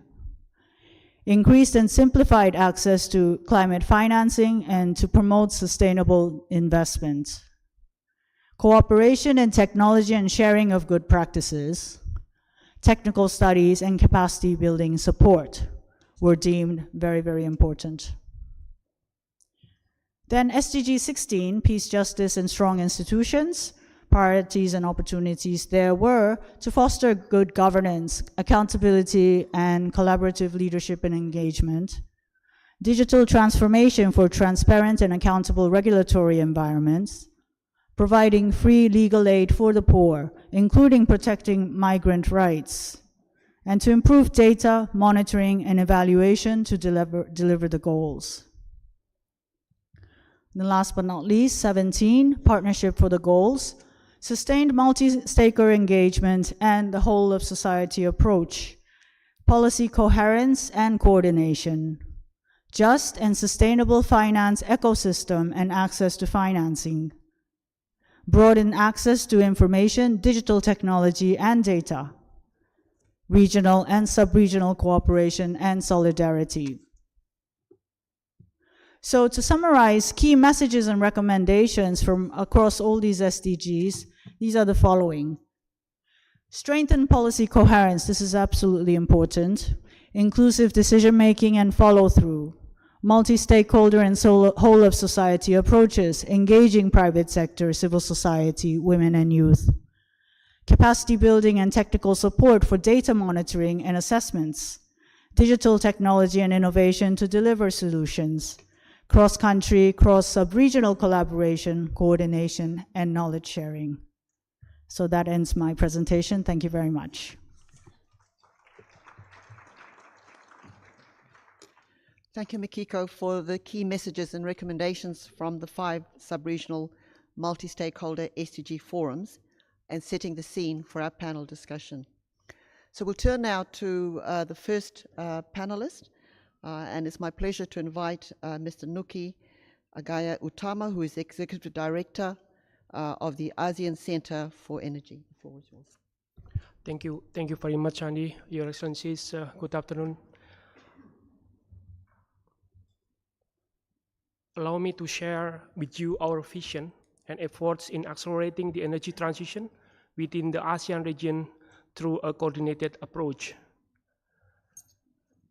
We are bound to support the ASEAN member state through the ASEAN Plan of Action for Energy Cooperation, or in short we call it APAEC, with a focus on achieving energy security, affordability, accessibility, and sustainability. The APAEC serves a roadmap and guiding us towards enhanced energy connectivity and market integration within the ASEAN Economic Community, and it embraces a technological neutral approach and recognizing the diverse solution required for our energy transition. And yet we face significant challenges, particularly concerning energy security. And ASEAN has been the net oil importers before 2005, and considering the condition following the current trend, oil import will be increasing significantly by 7-fold in 2050 from 2020 level. The region import of natural gas, meanwhile, is projected to exceed the export in 2025, meaning the region will become the net importers for natural gas in the near future. And the reliability of natural gas plays an important role during energy transition due to the renewable energy intermittency. And having a common gas market will increase the security of natural gas supplies. And the way forward in achieving energy security requires ASEAN to focus on providing various indigenous sources of energy, while it's also considering potential discoveries of new reserves. In tracking with SDG's progress, ASEAN has a common goal of achieving 23% of RE share from total primary energy supply by 2025. In 2021, RE share increased by 1% from 14.4% to 15.4% compared to 2020 status. Renewable energy increased by 7.1% in 2021, and solar and wind contributed the largest increase, 50% and 29% respectively. In comparison to the projected RE share, this 2021 status exceeded the baseline in our report ASEAN Energy Outlook 7. And with the current progress, the region could achieve 17.5% RE share by 2025, meaning the region more innovative solution and coordinated approach to really achieve the 23% target. Meanwhile, in terms of the installed power capacity, by 2022, the RE share accounted approximately around 33.4%. It increased by 1.5% from the status in the latest ASEAN Power Updates 2023. And the increase in 2022 is contributed by wind and biomass. Based on our ASEAN Interconnection Master Plan studies, the installed capacity achievement could reach approximately around 39% if the member states implement their own power development plan and the possibility to surpassing the regional target by 2025. In ASEAN, the pursuit towards clean energy is closely coordinated via the ASEAN Power Grid discussion. The idea is to share the indigenous renewable energy sources to ensure optimum utilization. in particular mobilizing renewable energy resources from a country to a neighboring country. The ASEAN Interconnection Master Plan studies identified 18 interconnectors projects, also including 62 renewable energy potential sites to advance the APG itself. And pursuing ASEAN renewable energy target in 2025 will require 19 gigawatt interconnection capacity. And under the latest updated scenario, ASEAN foresee 44.5% gigawatt of solar and 14.3 gigawatt of wind capacity by 2025. Currently, the interconnection capacity on the power interconnection plan reached approximately around 7.7 gigawatt, and the most recent progress is with the power export from Laos PDR to Singapore, which started at June 23, 2022. And 265 gigawatt hour power has been traded since then. Beyond the Laos, Thailand, Malaysia, Singapore connection, there are also connections between ESCAP, Malaysia, and Tenaga Berhad, Thailand, with also Sabah Berhad and also PLN Indonesia. Last year, Indonesia initiated the leadership to strengthen the cross-border interconnection via Brunei, Indonesia, Malaysia, and Philippines network. In accelerating the regional energy transition, ASEAN needs to start thinking what is beyond ASEAN power grid.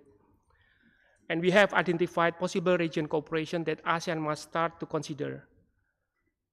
The option to establish cooperation in the demand side, such as biofuel resource sharing, zero energy building, renewable energy portfolio standard, renewable energy certificate, and also carbon credit, including the effort towards achieving common standard and market for optimum cross-border resource sharing in terms of the supply chain, workforce, infrastructure, and also the financing sectors. For that, I conclude my presentation. Thank you so much, Ali. Thank you very much, Mr. Tama. It's now my pleasure to give the floor to Ms. Vuki Mbundromo, who is the Principal Advisor to the Deputy Director General, Science and Capability of the Pacific Community, which is based in Fiji. Thank you, Chair. Good afternoon and warm greetings from the Pacific community. Today, the Pacific region faces the stark reality of an energy crisis, with 80% of our energy generation fueled by petroleum. Almost 100% of our transport systems, including maritime transport, which is a lifeline for our people and communities, are fueled by petroleum. This heavy reliance on fossil fuels not only poses a threat to our environment, but hampers our ability to achieve our sustainable development goals and energy security needs. As we navigate the challenges posed by climate change and the urgent need to transition towards renewable energy sources, it is imperative for ambitious actions and investments to accelerate energy transition in our region. The Pacific is at a critical juncture, with 64% of our people, particularly those in rural communities, lacking access to regular power supply. While progress has been made in increasing electricity access, much more needs to be done to ensure all households have access to reliable and affordable electricity by 2030. The current energy crisis further underscores the urgent need to reduce our dependence on fossil fuels and transition towards renewable energy sources. This transition is essential for the survival of our people and nations in the face of climate change. The Pacific community plays a key role in supporting the region's energy transition by facilitating effective collaboration, promoting feasible energy options, and driving investments by multiple stakeholders, including through public and private partnerships. The Framework for Energy Security and Resilience in the Pacific, 2021 to 2030, endorsed by Pacific leaders, provides a roadmap for strengthening coordination and collaboration among governments and regional and international organizations to achieve energy security and resilience in the region. The 5th Pacific Regional Energy and Transport Ministers meeting held last year in Vanuatu highlighted the need to accelerate decarbonization in the Blue Pacific and transition towards a fossil-free future. Pacific leaders have committed to a just and equitable transition away from coal, oil, gas, and our energy systems, and have called for accessible, scaled-up climate financing, technology, and capacity to support this transition. Establishing a regional energy commissioner for a just transition to a fossil-free Pacific will ensure coordinated efforts to realize this vision. To scale up initiatives to achieve a sustainable energy transition in the Pacific region, it is essential to prioritize investments in key areas, such as the Pacific Energy Gender Strategic Action Plan, which aims to increase access to the energy sector for women and girls. The Pacific Center for Renewable Energy and Energy Efficiency and the Office of the Pacific Energy Regulators Alliance play crucial roles in promoting sustainable energy markets and ensuring effective energy regulation in the region. The Pacific NDC Hub, a regional initiative, supports the Pacific Island countries in meeting their commitments to the Paris Agreement through their nationally determined contributions. This support provided is aimed at updating and implementing NDCs guided by the unique circumstances of Pacific Island countries. The NDC investment plans and project pipelines have so far identified $2.3 billion in US dollars in investments in mitigation actions in 5 Pacific countries: Fiji, Tuvalu, Kiribati, Samoa, and Tonga. These concept-ready projects embody country efforts to transition towards low-energy systems. Just finance flows are critical for energy transition in the region. Net zero for the region cannot be achieved in isolation without considering the social and economic impacts on individuals, workforces, and communities. Green hydrogen and innovation, off-grid energy access for rural communities, and energy efficiency are also key priorities that require scaled-up investments to accelerate the energy transition. As we strive towards a just and equitable transition to a fossil-free Pacific, it is crucial to prioritize and commit to supporting the region's energy transition efforts and ambitions. By working together to increase access to renewable energy sources, promote energy efficiency, and build resilience against the impacts of climate change, we can create a more sustainable future for our regions and ensure the well-being of our people and nations for generations to come. Thank you, Chair.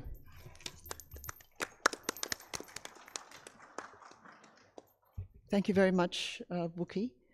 So our third panelist will be via video presentation, and it will be by Ms. Zulfiya Suleymanova, who is advisor to the President of the Republic of Kazakhstan, and also the Special Representative of the President of the Republic of Kazakhstan for the International Environmental Cooperation.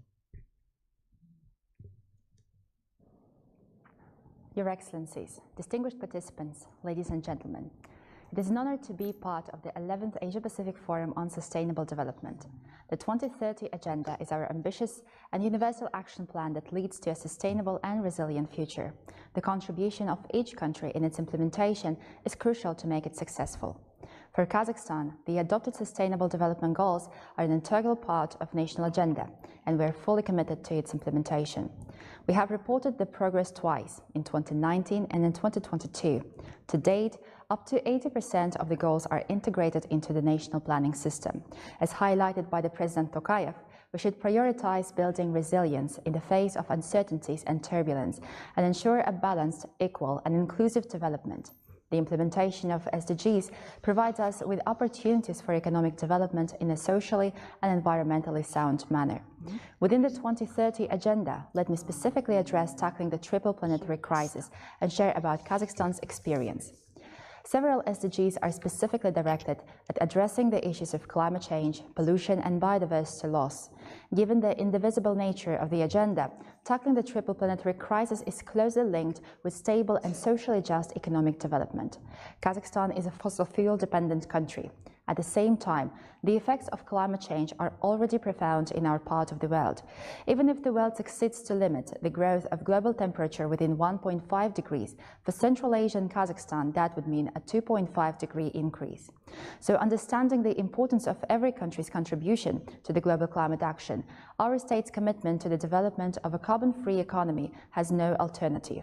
Under the leadership of President Tokayev, we have adopted a carbon neutrality strategy by 2060 that is our commitment and roadmap to a net zero future.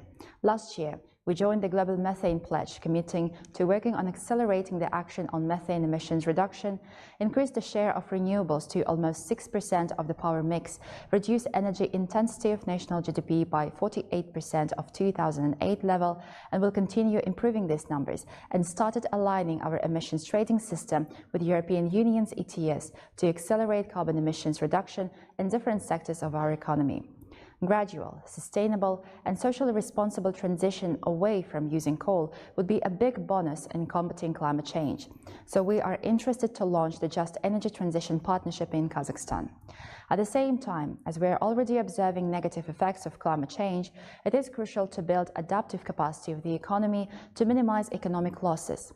With this, we have included a separate chapter on climate change adaptation and environmental code adopted in 2021. So now we are working on developing adaptation plans in the most vulnerable sectors, that is water resources, forestry, agriculture, and disaster risk reduction. Biodiversity and ecosystem services are important for sustainable development. That is why we joined 30 by 30 initiative. Today, the share of forests increased to 5%, and the share of protected natural areas grew to almost 11% of the country's territory. By President Tokayev's initiative, we started working on creating the first marine protected area on our portion of the Caspian Sea to protect its ecosystem and the habitat of unique mammals inhabiting it, including the Caspian seals.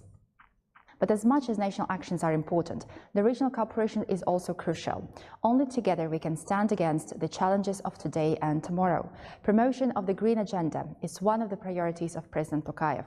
That is why our president initiated holding a regional climate summit in 2026 in Kazakhstan under the auspices of the UN and international organizations. At the same time, to support climate transition in our region, we're establishing the Project Office for Central Asia on Climate Change and Green Energy, and we invite our partners to support this initiative. One of the sectors most vulnerable to climate change is water. In transboundary basins, the cooperation on integrated management of shared rivers is critical. This year, Kazakhstan assumed chairmanship in the International Fund for Saving the Aral Sea, where we plan to further develop constructive approaches and strengthen cooperation on integrated water resources management, implementation of SDGs, and ecosystem protection and restoration in the region. Following the announcement of President of Kazakhstan Tokayev and President of France Macron, we plan to jointly hold One Water Summit in the margins of the 79th General Assembly of the United Nations in September 2024. This event is aimed at accelerating the actions on addressing water-related challenges and mobilizing stakeholders in this endeavor. We invite partners to join us in this journey. Dear friends, these are just some of the actions being undertaken by Kazakhstan to accelerate the regional action towards a sustainable future in our region. I would like to thank the ESCAP for organizing this important platform for us to share our progress and actions, and I wish success to the forum. Thank you for your attention.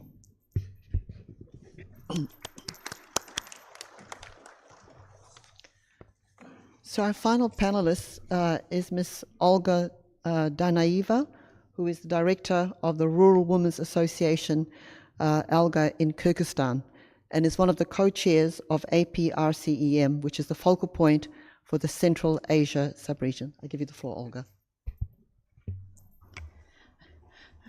Thank you so much, Madam Chair. That is like a great privilege for me to have an advantage to speak one more time.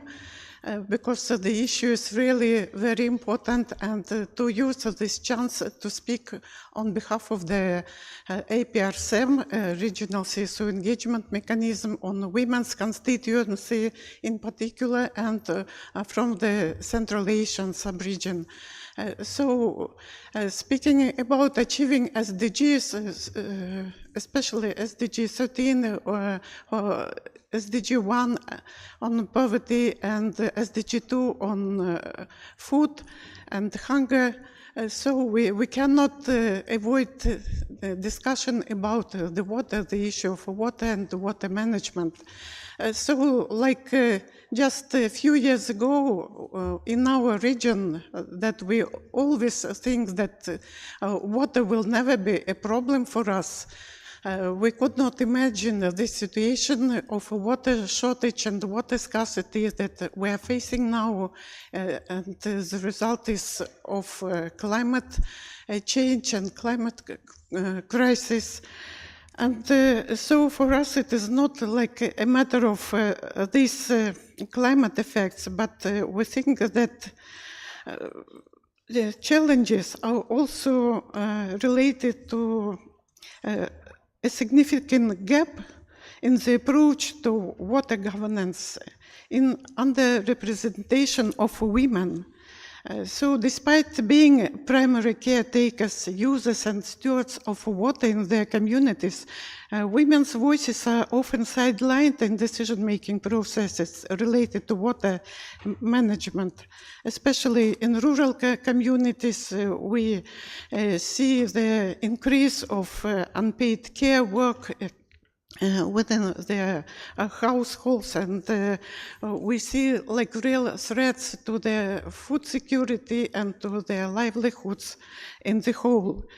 So to have the full spectrum of innovative ideas and strategies, we must ensure that women are not only participants but leaders in their dialogue and decision-making process regarding water management. I'm sure that empowering women in the water sector means more than just increasing their numbers in meetings and forums. It involves actively listening to their voices and incorporating their knowledge into policy and practice, and dismantling structural and systemic barriers that limit their participation and leadership. Achieving gender equality in water governance is a means to enhance the effectiveness, sustainability, and equity of water management solutions. And I can bring like many examples from our regions, and I'm sure that from other regions of Asia Pacific. So we can also bring many examples of champions of women in water management sector. Like we can tell about the experience of women in Uzbekistan applying drip irrigation in Fergana Valley, the most water scarcity suffering region. In Tajikistan, women heads of water association, water users associations, and also making incredible work. In Kazakhstan and in Kyrgyzstan, so women of Central Water Alliances, and so this platform of cooperating among women is also facilitated by the UN Women that under this leadership we had regular forums of women of Central Asia, and this like recent forum, Women Water Forum in Dushanbe, were main messages to the leaders of the UN Water Forum were like recognize women's leadership, their knowledge, their expertise, and the real gender equality on the within the negotiations. So to address water management challenges, there is a need to commit to more inclusive approach. It's high time to recognize and elevate the role of women as agents of change in the water sector. This will open new pathways to water security that are not only more equitable, but also more resilient and sustainable. And this pathway towards effective water management of responsibility like of all stakeholders. And by ensuring that women's voices are heard and their contributions are valued, we can move closer to a reality where water is managed wisely and equitably for the benefits of all. And of course, there is like no arguments against that. We need cooperation to strengthen our cooperation partnership, not only in the Central Asian region, but all over the Asia-Pacific region. And we need to exchange and share our knowledge, our capacities, experiences, Even resources, especially like a very big issue of financing for water management and for other related issues like consequences of climate change. I think that issue of partnership and cooperation and having equal spaces in the negotiation is especially becoming more maybe important in the preparation for the summit of the future, where the General Secretary announced like a new model of cooperation, multilateralism, and we hope that this multilateralism new model of partnership will be really like equal place for every partner for development to take part in this development with insurance of the development justice principles and shifts. So that is social and gender justice, economic justice, accountability to people, environmental justice, and redistributive justice. So thank you so much for this opportunity. Thank you very much, Olga. So distinguished delegates and colleagues, in concluding this panel session, may I thank all the presenters for their wisdom, their passion, and that they have shared with us this afternoon, and also their recommendations for addressing the two critical areas of sustainable energy transition and water resource management. Thank you very much for your attention. Thank you. Thank you.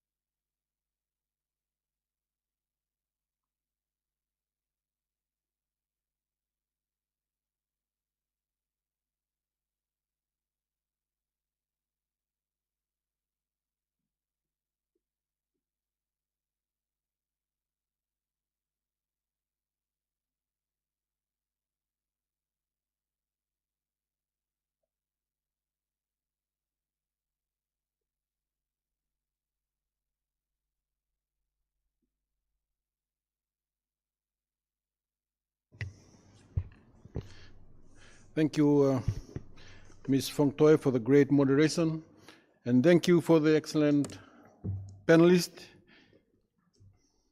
Excellencies, distinguished delegates, I'm pleased to invite the distinguished delegates to intervene on agenda item 4B.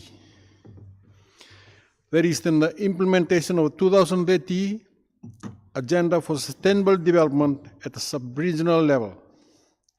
I will open the floor to statements from delegates in the speaking order as received from the Secretariat, from both participants present in the room and connected through Zoom.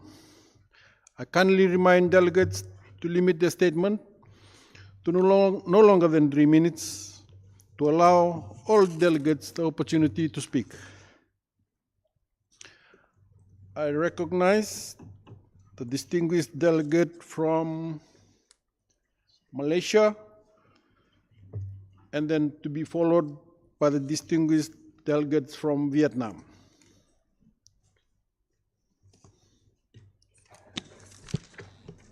Mr. Chair, Excellencies, distinguished delegate.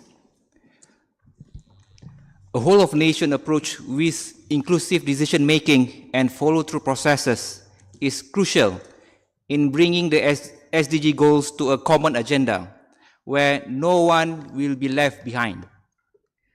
In Malaysia, the SDG Council, chaired by the Prime Minister, with participation by the public and private sectors, civil society organizations, and academicians, represent the highest governing body to steer the way forward in SDG implementation. We remain steadfast in strengthening policy coherence between national development policies, including sectoral policies, and with the broader objectives of the SDG. The midterm review of the 12th Malaysia Plan 2021 to 2025 with the theme of Malaysia Madani, sustainable, prosperous, high income, highlights strengthening sustainability, building prosperous society, and achieving high income nation by end of 2025.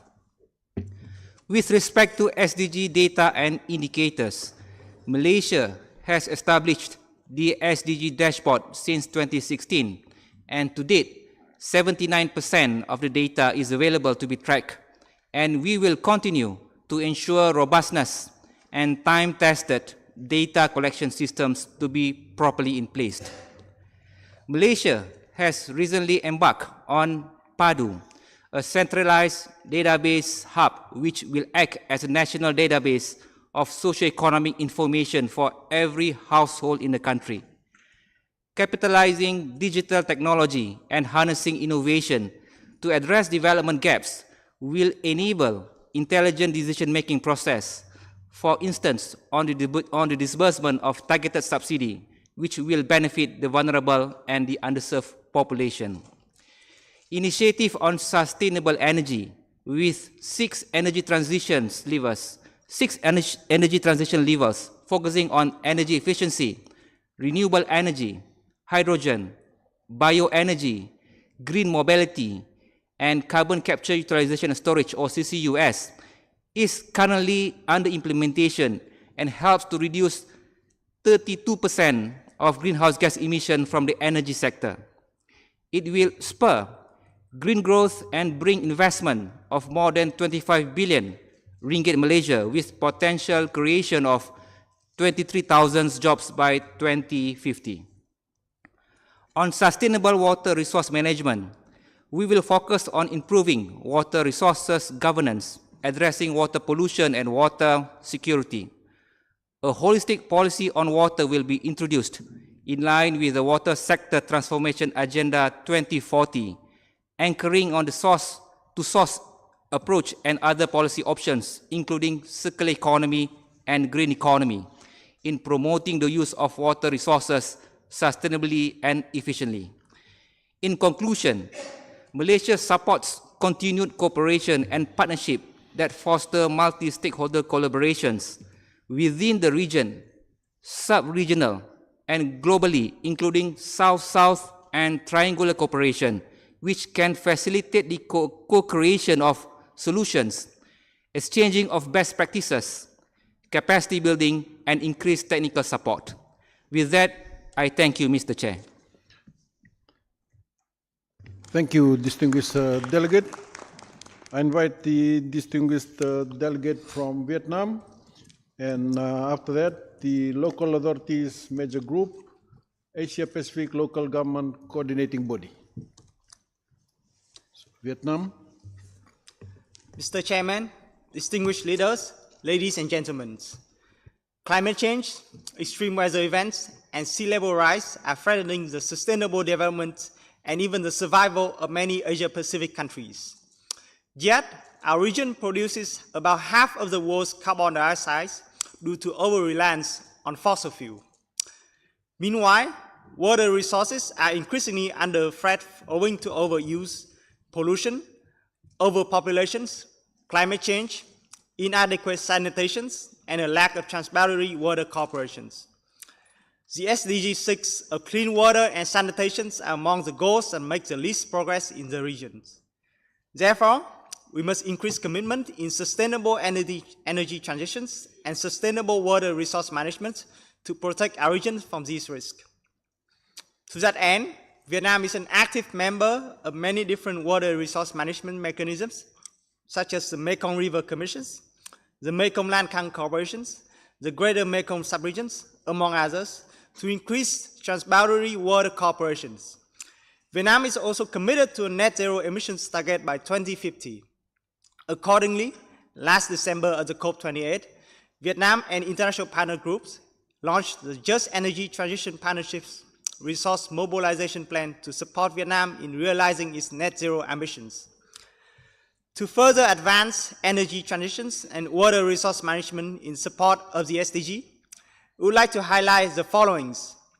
Firstly, improve international cooperations in different aspects such as finance, technology transfer, international laws and regulations, regional mechanisms, knowledge and practical experience sharing.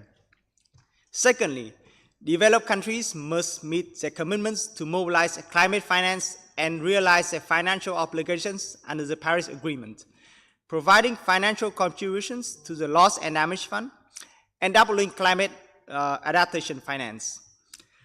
Thirdly, establish a global legal framework on the basis of science to guide and coordinate the sustainable exploitations, use, and restorations of water resources. In addition, create a financial fund for transboundary river basins. Fourthly, the United Nations and ESCAP can be at the forefront of these efforts by providing expertise in monitoring relevant data and statistical capacity improvement, as well as coordinating international and regional actions. The United Nations can also establish organizations and agencies such as the Scientific Committee on Transboundary Water or an International River Council. I thank you for your kind attention. Thank you, distinguished delegate. I now invite the distinguished delegate from the Local Authorities Major Group, Asia Pacific Local Government Coordinating Body. Then after that, we'll hear from Indonesia. Honorable Chair, ladies and gentlemen, good afternoon.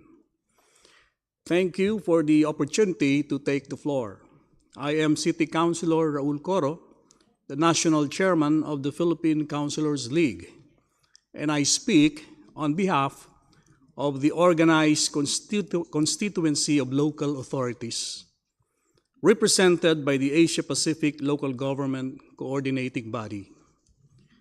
With over 65% of the SDGs targets requiring local action, the indispensable role of local and regional governments is clear. An enabling environment through regulations, access to financial resources, partnerships, and capacity development is crucial for local and regional governments to advance the SDGs implementation. With the looming climate crisis, it is alarming how progress towards Goal 13 on climate action is regressing. Local and regional governments are developing and implementing local clean air and climate action plans and contributing to the enhancement of nationally determined contributions through the conduct of local stocktake. It is vital to develop climate financing matchmaking tools and to facilitate the direct access of local and regional governments to sustainable climate financing, including the Loss and Damage Fund, to accelerate concrete actions. Local and regional governments are advocating sustainable productivity and consumption practices and supporting balanced territorial development to reduce poverty. We are also undertaking efforts to enhance energy and resource efficiency to minimize climate and environmental impacts. We recognize that there is much work to be done to meet the needs of communities and the SDGs targets. Let me conclude by emphasizing that empowering local and regional governments with an enabling environment can make a huge difference to fast-track the Asia-Pacific region's progress toward the SDGs. Thank you very much. Thank you, distinguished delegate. I invite the distinguished delegate from Indonesia, and after that, we'll hear from China. Thank you, Chair. In Southeast Asia, climate change contributes to water scarcity and the declining of the agricultural productivity, which further exacerbates the frequency of El Niño cycles in the regions. Thus, at the core of poverty reduction challenge is the interconnectedness of the climate change with food, energy, and water. Indonesia's agriculture sectors a key livelihood source, fish's vulnerability to climate variability, which in turn impacts food security and exacerbates poverty. Climate change also threatens access to clean water, energy, which are essential for poverty alleviation and human well-being. In this regard, allow me to highlight two main points. First, on energy transitions.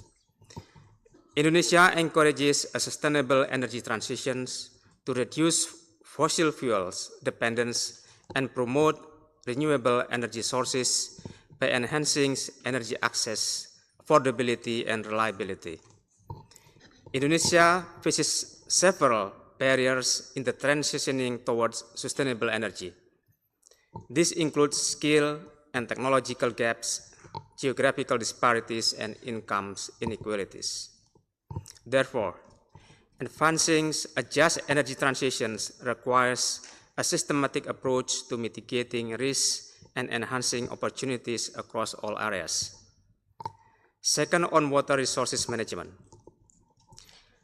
Indonesia acknowledges the vital role of water in poverty reductions and climate adaptations.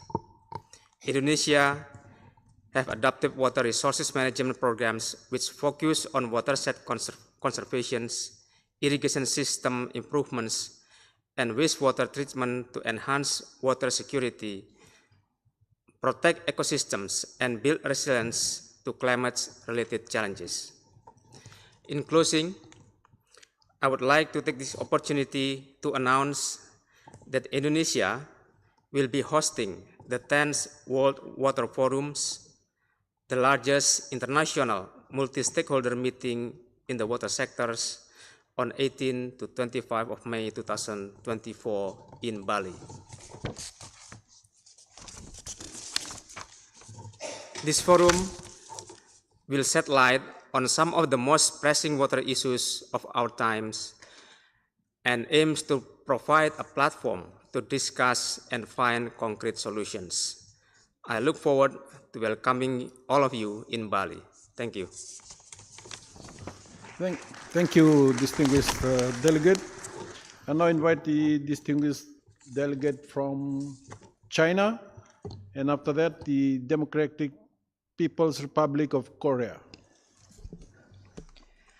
尊敬的主席先生，东亚与东北亚是亚太地区经济发展最具活力的次区域之一。作为东亚与东北亚次区域的成员，中国始终秉持和平发展理念，不断深化同次区域国家合作，提升基础设施、农业、制造业、数字经济、绿色发展等产业投资的合作水平。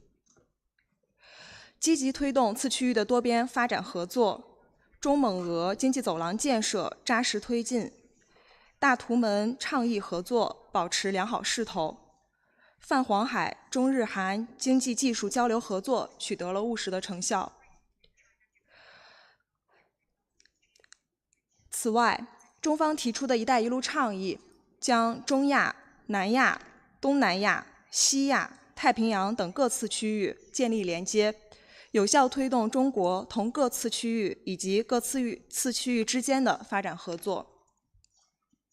当前，亚太各次区域落实2030年议程进展不一，急需加强次区域间和次区域内的对话合作，实现共同发展。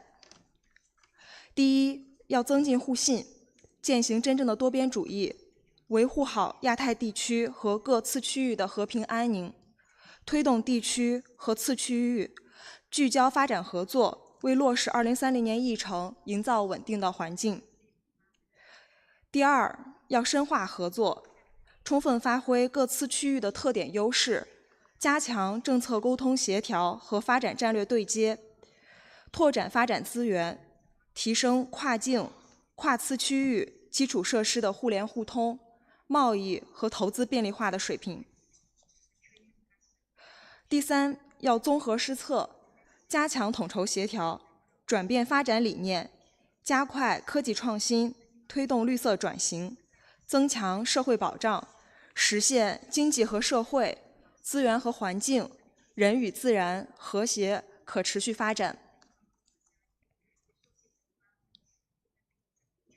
中方愿同地区国家一道，抓住历史机遇，顺应时代潮流，推动实现亚太多元化可持续发展，将发展的蛋糕越做越大，使地区人民共享合作机遇和发展成果，携手开创亚太更加美好的明天。谢谢。Thank you, distinguished delegate.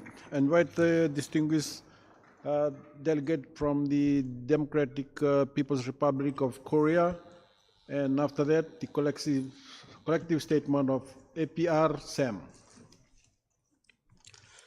Mr. Chair, as an action plan common to humanity, the 2030 Agenda for Sustainable Development aims to eradicate social inequality and poverty and ensure human dignity and his creative ability, and further commit to building a new world guaranteeing the plentiful lives for both present and future generations. The government of the DPRK remains consistent in its policy of thoroughly implementing the people first policy in all activities of the state and social life, and ensures genuine democratic rights and freedoms, as well as adequate material and cultural life for all citizens.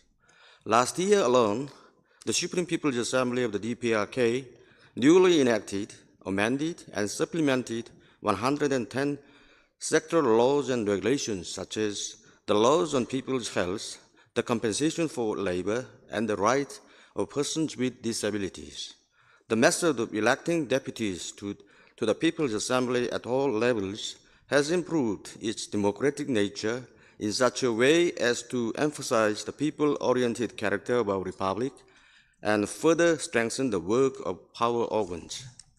In order to promote social development, the government of the DPRK built more than 20,000 dwelling houses in mining villages in the last 4 years, and in rural areas alone last year, more than 58,000 houses, which amount to over 2 times more than the previous year, and many facilities for cultural and leisure activities were newly built. Since 2021, 10,000 living flats have been built in Pyongyang every year to be allocated to ordinary working people free of charge. This year, the government of our republic has adopted the Regional Development 20+10 policy in order to overcome regional imbalances, eliminate the gap between the capital and local areas, and raise the people's material and cultural standards to a higher level. Thanks to this policy, modern local industrial factories will be newly built in 20 counties every year.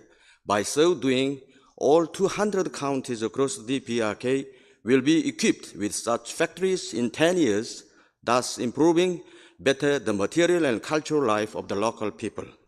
While continuing to implement the free socialist public health policy, the government of our republic is actively stepping up the strengthening of public health and anti-epidemic capacity of the state, including by building pharmaceutical factories, medical goods factories, and facilities for preventing diseases.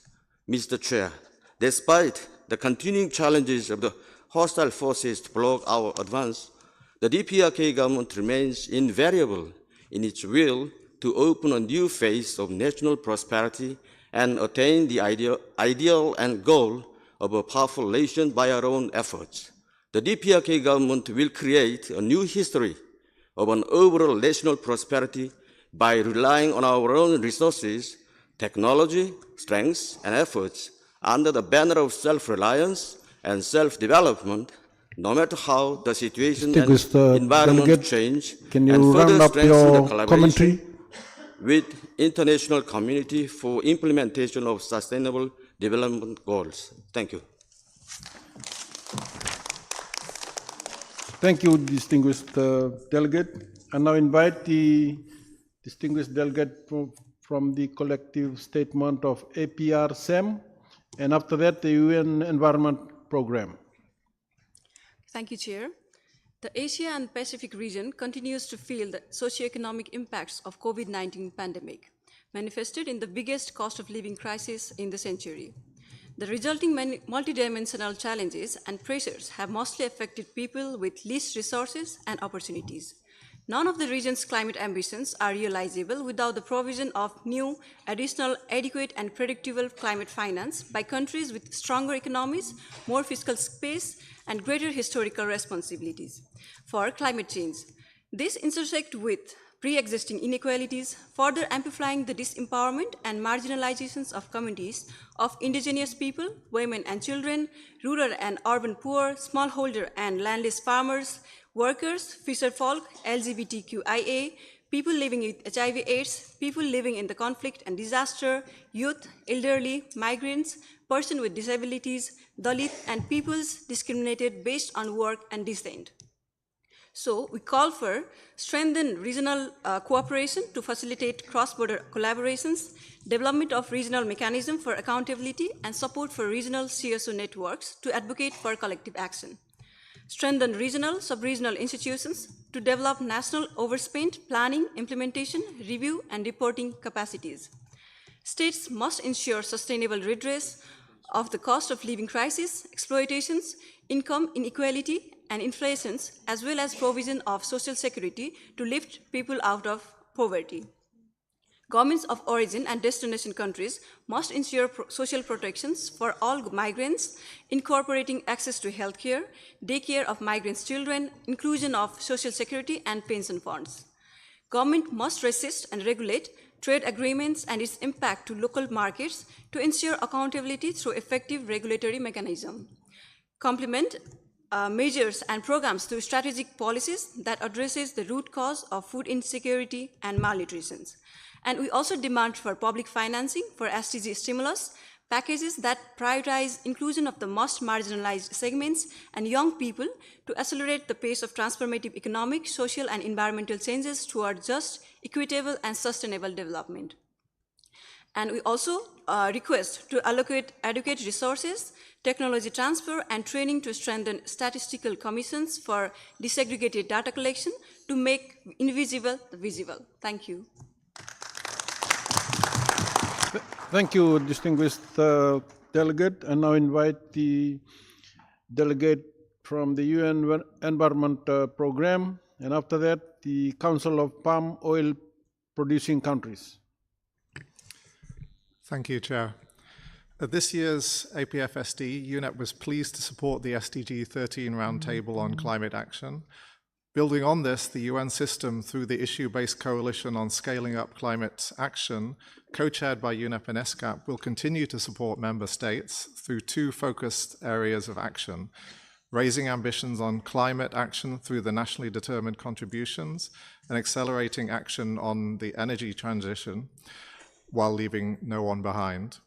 UNEP would also like to take this opportunity to highlight three key global and regional processes that support the work of member states in our region to address the triple planetary crisis of climate change, biodiversity loss, and pollution. Firstly, next week in Nairobi, the UN Environment Assembly, the world's top decision-making body on the environment, will meet. This sixth session of the UN Environment Assembly aims to promote united, inclusive, and multilateral action that addresses the triple planetary crisis. We will have leadership dialogues on finance, on science, data and digitalization, and on multilateralism. We will also have a day dedicated to bringing together the many multilateral environmental agreements that member states have signed up to, with a view to create a united and amplified action course. Secondly, the fifth Forum of Ministers and Environmental Authorities of Asia Pacific, co-organized by the government of Sri Lanka and UNEP in October last year in Colombo, also provided an opportunity for Asia Pacific member states to voice the priorities of this region as an input into next week's assembly in Nairobi. The Asia Pacific Youth Environment Forum, held back-to-back with this ministerial meeting, was an important platform for youth from the region to participate in environmental decision-making. Thirdly, allow me to end by noting that to inform discussions at the fourth session of the Intergovernmental Negotiating Committee to develop an internationally legally binding instrument on plastic pollution, taking place in April this year in Ottawa, Canada, UNEP is hosting a regional Asia-Pacific consultation from the 5th to 6th of March here at the UN Convention Center in Bangkok. Thank you. Thank you, distinguished delegate. And now invite the distinguished delegate from the Council of Palm Oil Producing Countries. Then after that, we will hear from Bangladesh. Thank you very much, Mr. Chair. In light of the recent COP28 warnings about the slow and inadequate global climate action, it is more crucial than ever to focus on the need for ambitious climate action and SDGs transition, especially in the field of sustainable energy. Over the last 2 decades, we have witnessed an extraordinary 10-fold increase in global demand for biofuels. This growth, crucial in the context of sustainable energy transition, has been primarily driven by Asia resilience and innovation, notably through significant boosts in biodiesel production. In 2020, biodiesel accounted for 77% of biofuels in the Asia-Pacific region, with Southeast Asia palm oil-based biodiesel playing a pivotal role. Indonesia and Malaysia, as leading producers, have contributed to nearly 1/5 of global biodiesel production, using palm oil as the primary feedstock.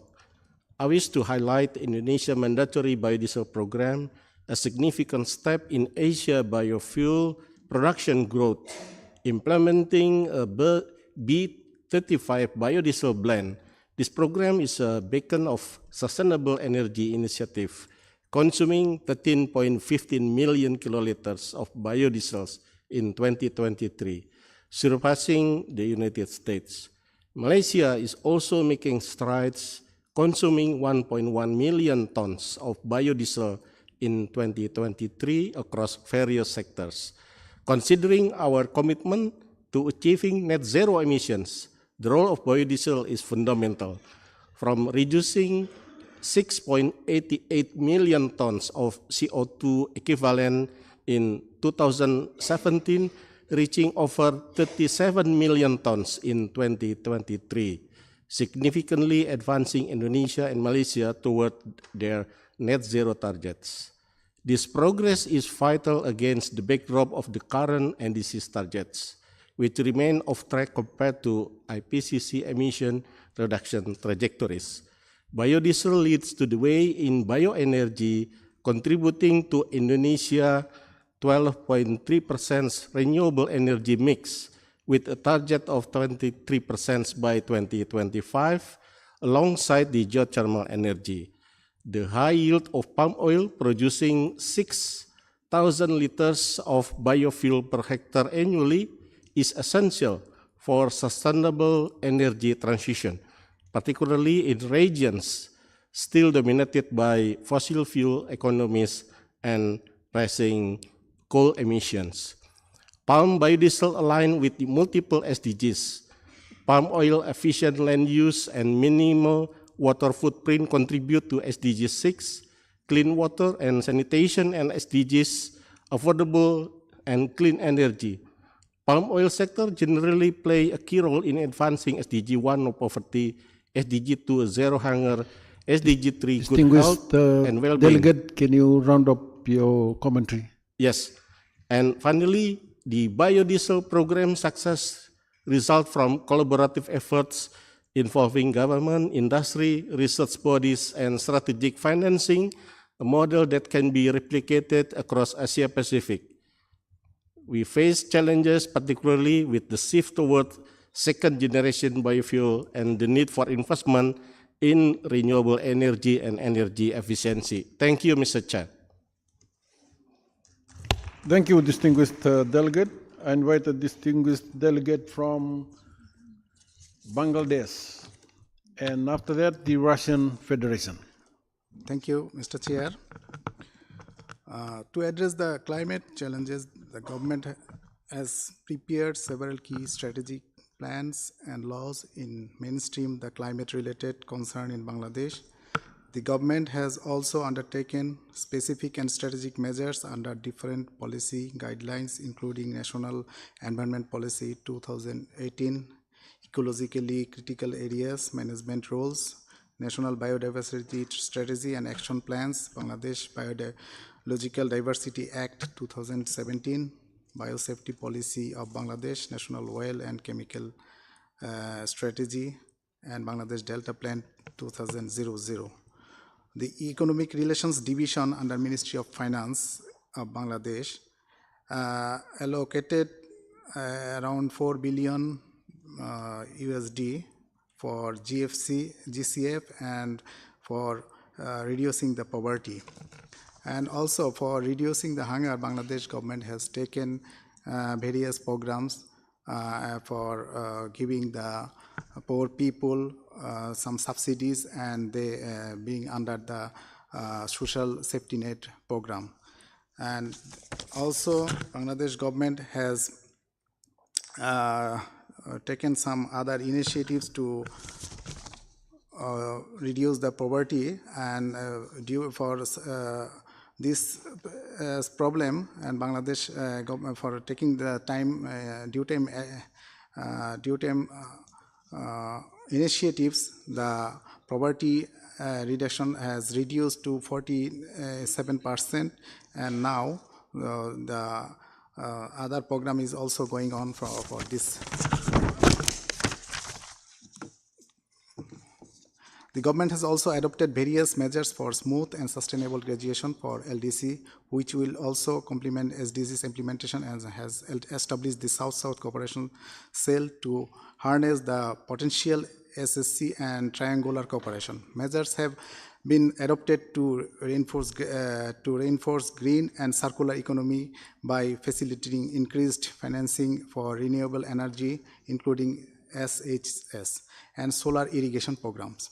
South-South cooperation has been a crucial part of this, as is Bangladesh's membership and leadership in institutions like ASEAN, regional forum like BIMSTEC, NDB, and SARC, as well as UN agencies and programs around the world. Thank you. Thank you, distinguished delegate. I will now ask the distinguished delegate from Russian Federation, which is the final one for this session. Уважаемые коллеги, добрый день. Я хотел бы представить опыт Российской Федерации в области молодежной политики в контексте сегодняшнего форума. Россия уделяет большое внимание работе с молодежью. К приоритетам этой работы в том числе относится воспитательная деятельность, включающая в себя комплекс мероприятий по формированию у молодого поколения видения будущего, соотносящегося с повесткой 2030. В сфере молодежной политики на субрегиональном уровне Россия реализуется значительная часть позитивных практик. В качестве хорошего примера стоит привести волонтерство и молодежный студенческий туризм, получивший активное развитие как на территории России, так и реализуемые совместно с другими странами в нескольких субрегионах, таких как Восточная Европа и Центральная Азия. Российская Федерация придерживается позиции, согласно которой с ключевыми вызовами современности не может совладать ни одна страна поодиночке. Поэтому Россия последовательно приглашает к сотрудничеству все страны, заинтересованные в выстраивании продуктивного сотрудничества в интересах более справедливого будущего. Одним из ярких примеров площадок для международного общения молодежи и совместного формирования смыслов будущего является Всемирный фестиваль молодежи, который пройдет уже совсем скоро, с 1 по 7 марта в России. Фестиваль пройдет на территории с особым статусом, специально созданной в качестве отдельного субъекта Российской Федерации для наиболее эффективного использования детьми и молодежью олимпийского наследия рядом с городом Сочи. В фестивале примут участие 20 тысяч человек, это 10 тысяч россиян и 10 тысяч иностранцев из более чем 180 стран мира. В их число войдут лидеры молодежных организаций, представители творческих индустрий, политических партий, молодые дипломаты, ученые, эксперты в области международных отношений, журналисты, предприниматели, деятели культуры, студенты и волонтеры. Также планируется региональная программа, которая начнется после завершения основной программы в Сочи и позволит молодежи со всего мира посетить города по всей России. Каждый день мероприятия будет посвящен одному из главных смыслов фестиваля. Например, первый день – это ответственность за судьбы мира, второй день – многонациональное единство, третий день – мир возможностей для каждого, четвертый – сохраним семью во имя детей и мира.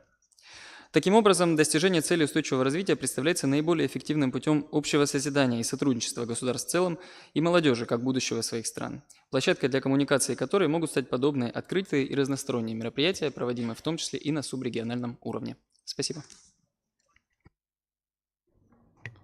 Thank you, distinguished delegate. So, distinguished delegates and participants, in the interest of time, we will now move on to sub-agenda item 4C.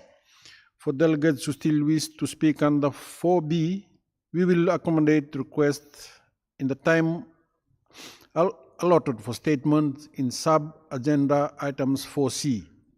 For the reporting and posting of statements online, the Secretariat will note the corresponding sub-agenda item you have indicated on the statement request. Let us now proceed with the last sub-item on the United Nations Development System-wide results at the regional level in Asia and the Pacific in support of the implementation of the 2030 Agenda.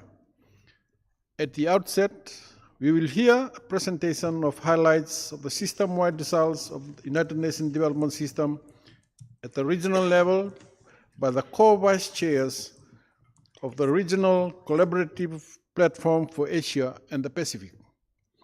It is my pleasure now to invite Ms. Armida Salcia Algisabana, Under Secretary General of the United Nations and Executive Secretary of ESCAP, to take the floor. Thank you very much, Chair. Excellencies, distinguished participants, 2023 was an important year as it marked the midpoint of the implementation of the 2030 Agenda for Sustainable Development. Our members' ambition has guided the work of the United Nations family in Asia and the Pacific. Together with governments, resident coordinators, and United Nations country teams, we have prioritized our efforts around building positive and action-oriented momentum around 6 transitions and transformative pathways for the Sustainable Development Goals: food system, energy access and affordability, digital connectivity, education, jobs and social protection, and climate change, biodiversity loss, and pollution. An example of this collective work is tackling the climate crisis, because climate change is rapidly outpacing resilience in our region. Even under the 1.5-degree global warming scenario, 85% of the Asian Pacific population will be exposed to multi-hazard risk. That is why last year we put our collective support behind Asia Pacific Climate Week to create the space for policymakers, businesses, practitioners, and civil society to exchange on climate solutions. From decarbonizing the energy system, cities and infrastructure, to enhancing the management of land, ocean, food, and livelihoods. Through the Regional Action Program on Air Pollution, UN entities are coming together to support governments in exchanging solutions, improving data, and strengthening air quality standards. Another area of action is building resilience. Our people will not be safe without a comprehensive early warning system that prevents communities, especially the most vulnerable, such as women, children, and persons with disabilities, from being blindsided by disaster. We have united our efforts in support of the implementation of the Secretary General's Early Warning for All initiative. It started with the endorsement of the regional strategy at the 8th Committee on Disaster Risk Reduction, and afterwards, collective support to resident coordinators and country teams and governments to develop national roadmaps. And we are helping countries and stakeholders to look at the profound demographic transition happening across the region. The population of our region is aging fast, with the number of persons over 65 years old more than doubling between now and 2050. With the support of the UN family, the 7th Asia-Pacific Population Conference last year identified the intersection between population trends and sustainable development and how we address it now and in the future. Finally, we need data to monitor trends, track progress, and inform decisions. We have worked with and through the resident coordinators, and UN country teams to strengthen our capacity to collect and analyze data for our colleagues on the ground and in the national statistical system. Excellencies, distinguished delegates, following the SDG Summit, our team in Asia and Pacific has identified where we need to come together more to help countries realize the commitments of the summit, from inclusive energy transition to digital transformation. We are looking forward to the Summit of the Future later this year, gathering our technical expertise and leveraging our platform to engage with stakeholders on the summit and Pact for the Future. Allow me to reiterate that the United Nations regional presence is acting as one, from bringing regional perspectives into global outcomes to addressing transboundary challenges. At the national level, we deliver integrated support to the resident coordinators and UN country teams. This is something that my co-vice chair will speak to in more detail. Allow me now to hand it over to Ms. Kani Wignaraja, my co-vice chair.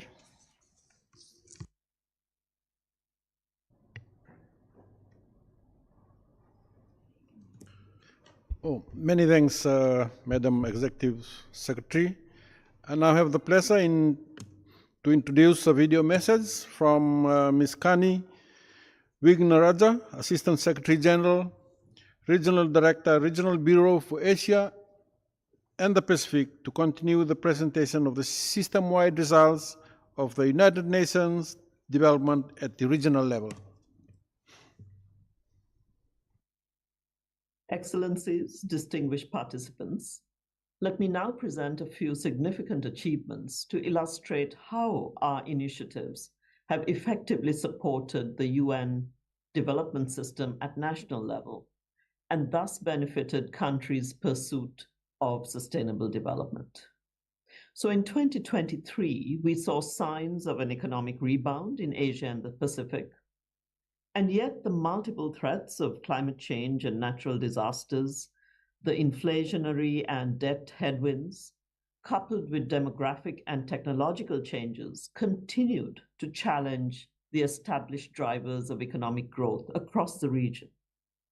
So at regional level, we came together to assist our UN country teams to maneuver through these complex settings, each a unique situation that called for an agility and adaptability of response to halt regressions and to move forward.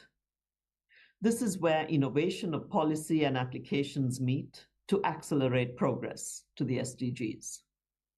One example is the regional analysis provided to back national efforts to tackle the very real challenges of a coal phase down. The studies on phasing out the use of coal in Pakistan and the socioeconomic opportunities from phasing out the use of coal in Vietnam offered comprehensive insights and analysis, which in turn helped shape national discussions and also to influence the regional policy dialogue on phasing down the use of coal in the Asia-Pacific region. Another key illustration comes from the policy and normative guidance provided to our RCs and UNCTs on disaster-related issues. National consultations on the implementation of the Early Warning for All initiative has been conducted in the Maldives, Lao PDR, Nepal, Cambodia, and Bangladesh. In the Philippines and Vanuatu, the implementation of our Secretary General's action agenda on internal displacement has also been advanced through the piloting of development-led solutions to address the many aspects of disaster-driven displacement. Moving to a third example, with our UN teams in Cambodia, the Maldives, Mongolia, and the Philippines, we have provided hard analytics and options to consider and apply more inclusive social protection systems. This has also strengthened the action plan to strengthen regional cooperation on social protection. And in a world where access to affordable development finance is hard to come by, in Mongolia, Timor-Leste, and Sri Lanka, we have come together through integrated national financing frameworks and the alignment of public and private finance to the national priorities and to the SDGs. This has been followed through with support to SDG benchmarking and streamlining national budgetary processes. We remain unwavering in our commitment to the fundamental principles of human rights, gender equality, and to leaving no one behind. To this end, we have worked with our UNCTs, for example, in Bhutan, Myanmar, and Nepal, to embed the necessary analysis and measures that underpin these core values in our UN cooperation frameworks. This is a segue to saying that our regional peer support group also continues to provide strategic guidance to the Sustainable Development Cooperation frameworks. And for 2023, this was so for the Philippines, Bhutan, Papua New Guinea, and Cambodia. Also for 2 transitional cooperation frameworks for Afghanistan and Myanmar, and for the Common Country Analysis for DPRK. The results highlighted here, and these are just a few of many, show the contributions made possible through our collective efforts as a regional collaborative platform. This RCP has consistently demonstrated the timeliness and value of our shared efforts and remains responsive to the always evolving needs of UN country teams that mirror these needs in our countries that we serve. And given the state of our world today, there remains a great deal more to be done to move forward. And we look forward to your feedback on how best we can continue to support you. Thank you. Thank you for the video message.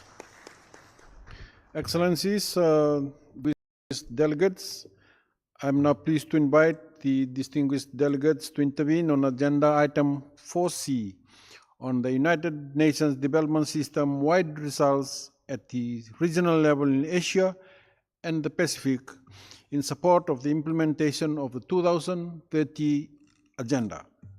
I will open the floor to statements from delegates in the speaking order as received from the Secretariat from both participants present in the room and those connected through Zoom. I kindly remind delegates to limit the statement to no longer than 3 minutes to allow all delegates the opportunity to speak. I recognize the distinguished delegate from Indonesia to start, to be followed by the distinguished delegate from Sweden. Thank you, Chair. Excellencies, ladies and gentlemen, allow me to begin by expressing appreciation to the United Nations for its work in supporting the implementation of the 2030 Agenda in the Asia Pacific. In implementing the 2030 Agenda, Indonesia has been working closely with all relevant parties, including the United Nations. This includes in promoting inclusive economic growth and in localizing the SDGs. For Indonesia, the United Nations has provided valuable support not only in our efforts in attaining the SDGs, but also in the tracking and monitoring of SDGs progress in the country. In this context, the government of Indonesia has worked hand in hand with the United Nations in developing the SDGs dashboard, a platform in which public can access to obtain information on progress of selected SDGs indicator at both national and provincial levels. Further, the use of SDGs dashboard can be taken as initial step to report the SDGs implementation in Indonesia. The United Nations has also provided meaningful support in the development process of Indonesia's voluntary national reviews, as well as of the voluntary local reviews of our subnational governments. Excellencies, ladies and gentlemen, Indonesia believes that international cooperation in achieving the SDGs in the region must continue to be strengthened. This cooperation should be guided by the principle of national ownership and mutual benefits and based on the needs and priorities of respective countries. We look forward to enhancing our cooperation with other member states, the United Nations, and other international organizations, development partners, and all of other stakeholders to advance the SDGs and meet our 2030 target. I thank you. Thank you, Madam Delegate. And I invite the distinguished delegate from Sweden, and after that, the representative from APR-SEM. Thank you, Mr. Chair. As an observer to UN ESCAP and as a development partner to Asia Pacific, Sweden would like to highlight the urgency of accelerating the implementation of the SDGs. Today, we have passed the midpoint in the implementation of the 2030 Agenda, and the world is in a very different place compared to when the agenda was adopted. COVID-19 exacerbated and exposed the inequality and discrimination long faced by people living in poverty and oppression across the globe and the region. The pace of poverty reduction has slowed down, inequalities are increasing, humanitarian needs are rising, and climate change is accelerating. Sweden's development cooperation engagement in the Asia-Pacific region is mainly based on a regional strategy with the aim of creating opportunities to improve the lives of people living in poverty and oppression.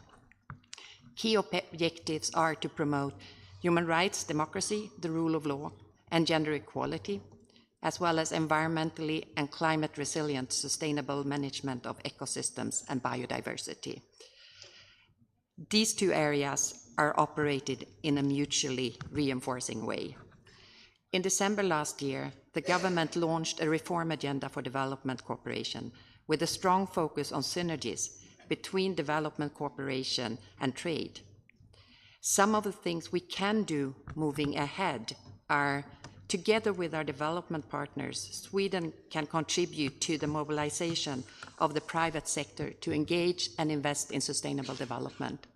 Innovative forms of financing for development for greater leverage of resources to reduce poverty will continue to be explored. The current efforts include the use of financial instruments like guarantees for women's economic empowerment and climate initiatives. Sweden is a leading contributor of climate finance globally. Together with partners, we remain committed to delivering $100 billion annually. Our support aims to build inclusive, climate-resilient communities and transitioning towards low-carbon development pathways. Meaningful participation of indigenous peoples, youth, women, and other underrepresented actors should be at the center of climate governance and actions. In the spirit of leaving no one behind, Sweden will continue to work together with intergovernmental organizations, multilateral organizations, civil society, academia, and private sector to uphold the human right or in Asia and the Pacific, to step up efforts to uphold the human right to a clean, healthy, and sustainable environment.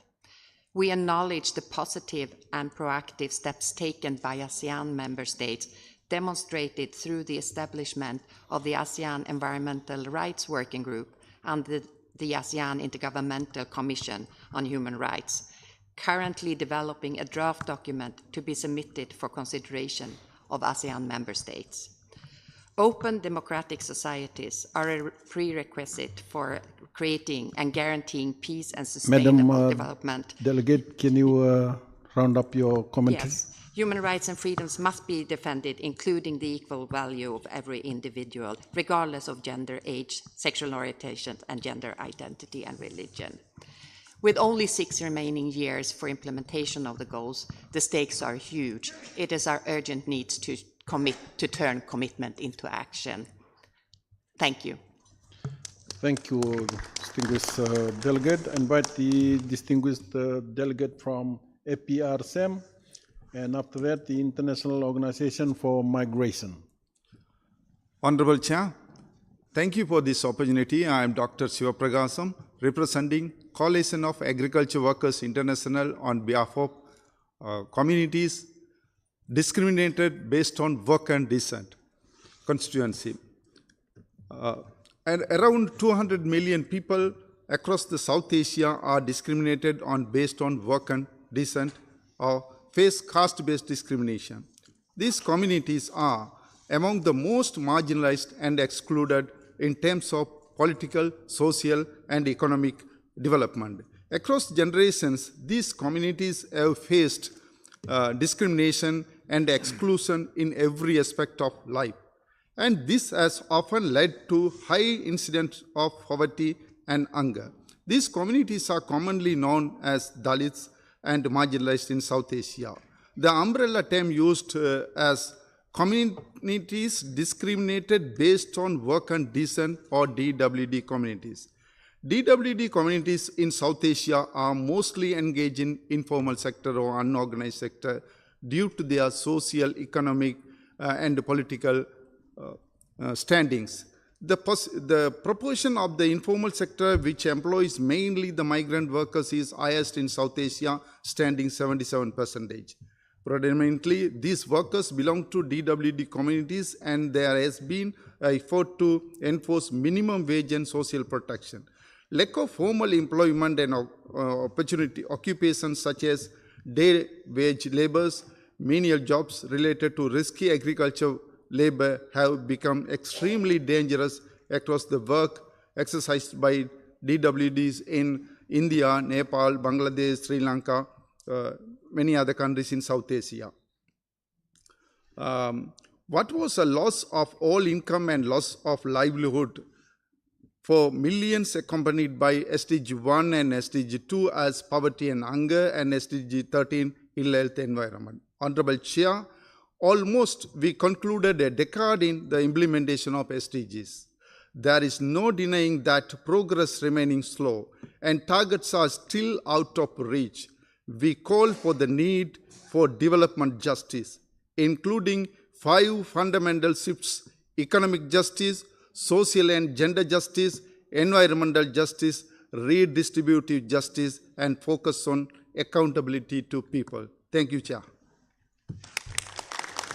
Thank you, distinguished delegate. I will now ask the distinguished delegate from the International Organization for Migration, and after that, a representative from APR-SEM on disability and women constituency.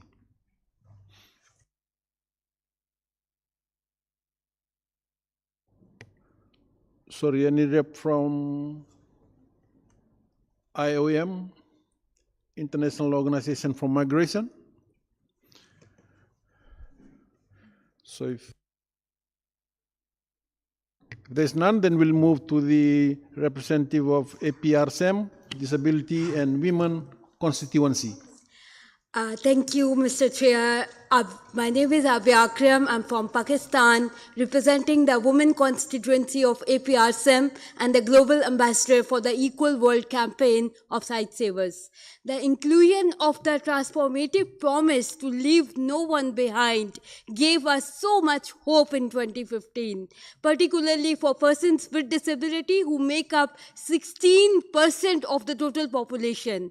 50% of them are women and girls with disabilities.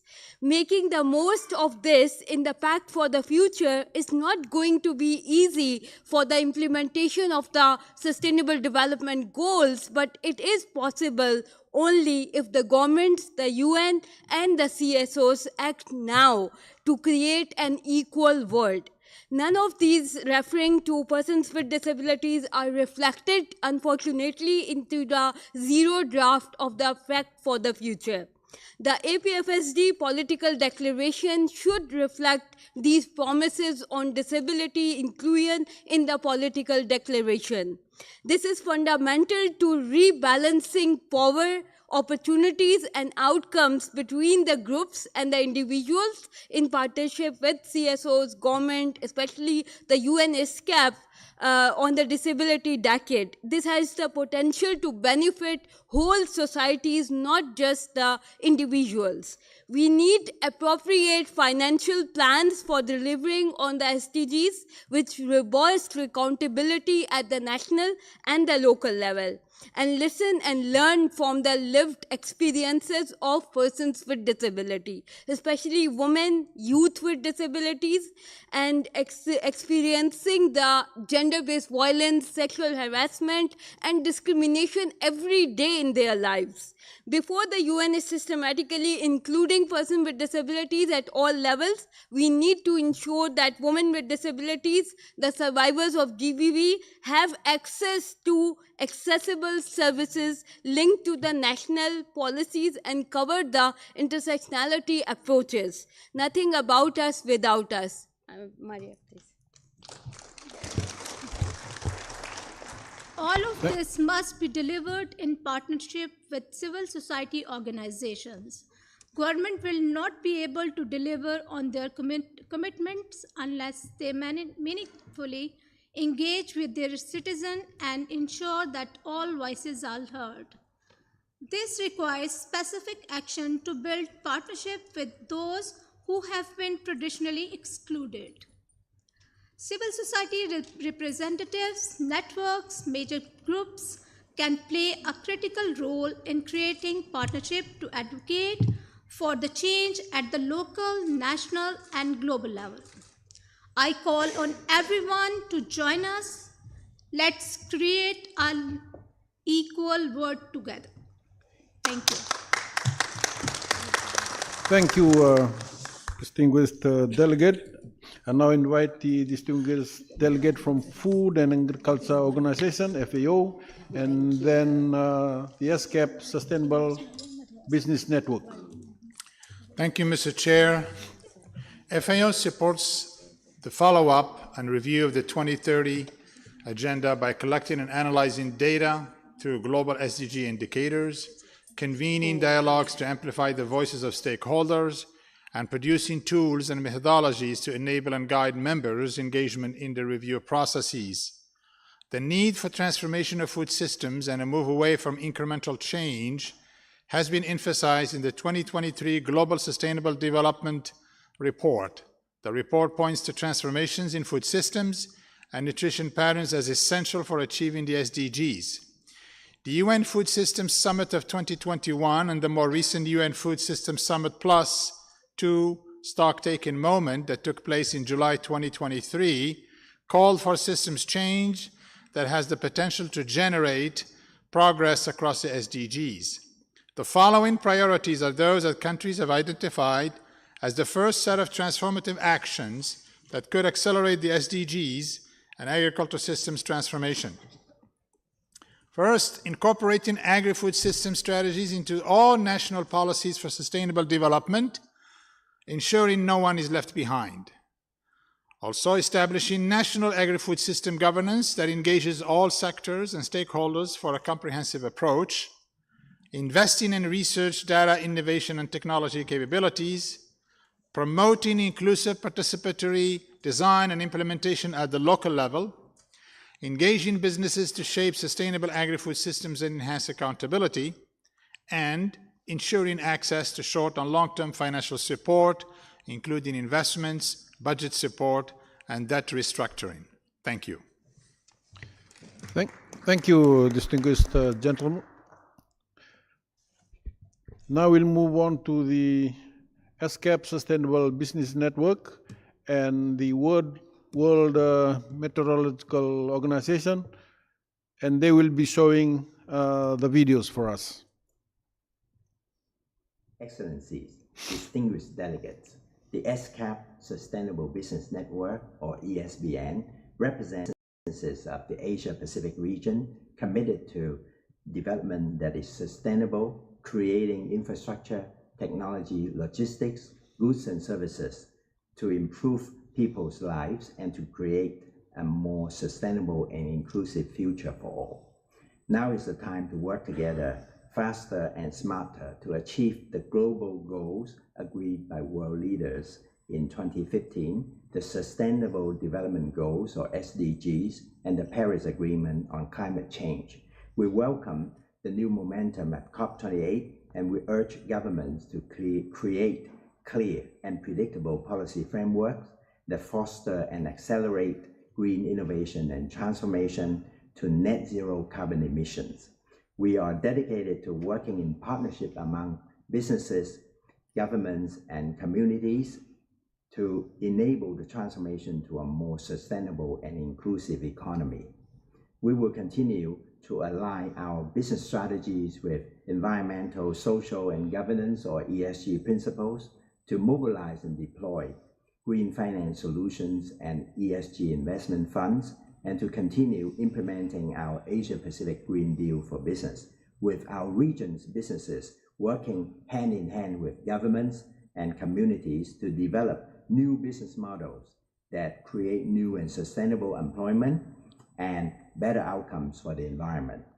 Businesses that pledge for the Asia-Pacific Green Deal for Business are encouraged to take specific action aimed at advancing green energy, green infrastructure, green finance, green innovation, and a more circular economy.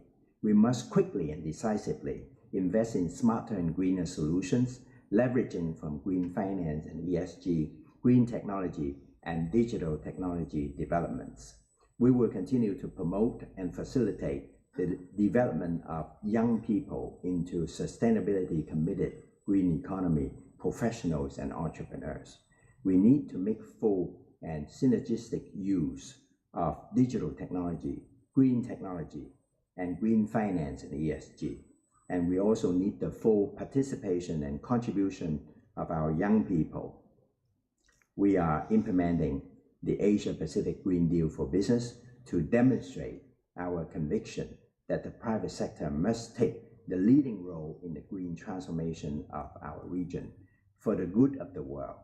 In the Asia-Pacific region, we are committed to balancing our development aspirations with our responsibility to protect the earth. We urge businesses to join us in accelerating the implementation of the Asia-Pacific Green Deal for Business to achieve the 2030 Agenda for Sustainable Development. I wish you all good health and good business. Thank you. Thank you. Now we will hear from the World Meteorological Organization. Distinguished delegates, I thank you for inviting me to address the 11th Asia-Pacific Forum on Sustainable Development. I became the Secretary General of the World Meteorological Organization at the start of the year, and my message is clear. The climate and inequality crisis need to be addressed at the same time so that no one is left behind. Weather, climate, and water-related hazards affect sustainable development goals across the board. They aggravate poverty and hunger, undermine efforts to achieve clean water and energy, threaten health, disrupt education. It hits the most vulnerable countries the hardest. The WMO community, therefore, plays a critical role in realizing all 17 Sustainable Development Goals. National meteorological and hydrological services work around the clock to save lives and livelihoods and to protect people and the planet. Progress on Goal 13, climate action, is vital to progress on all the other goals. WMO is the custodian of Goal 13. It provides decision makers with the scientific facts and services to mitigate climate change and adapt to its impacts.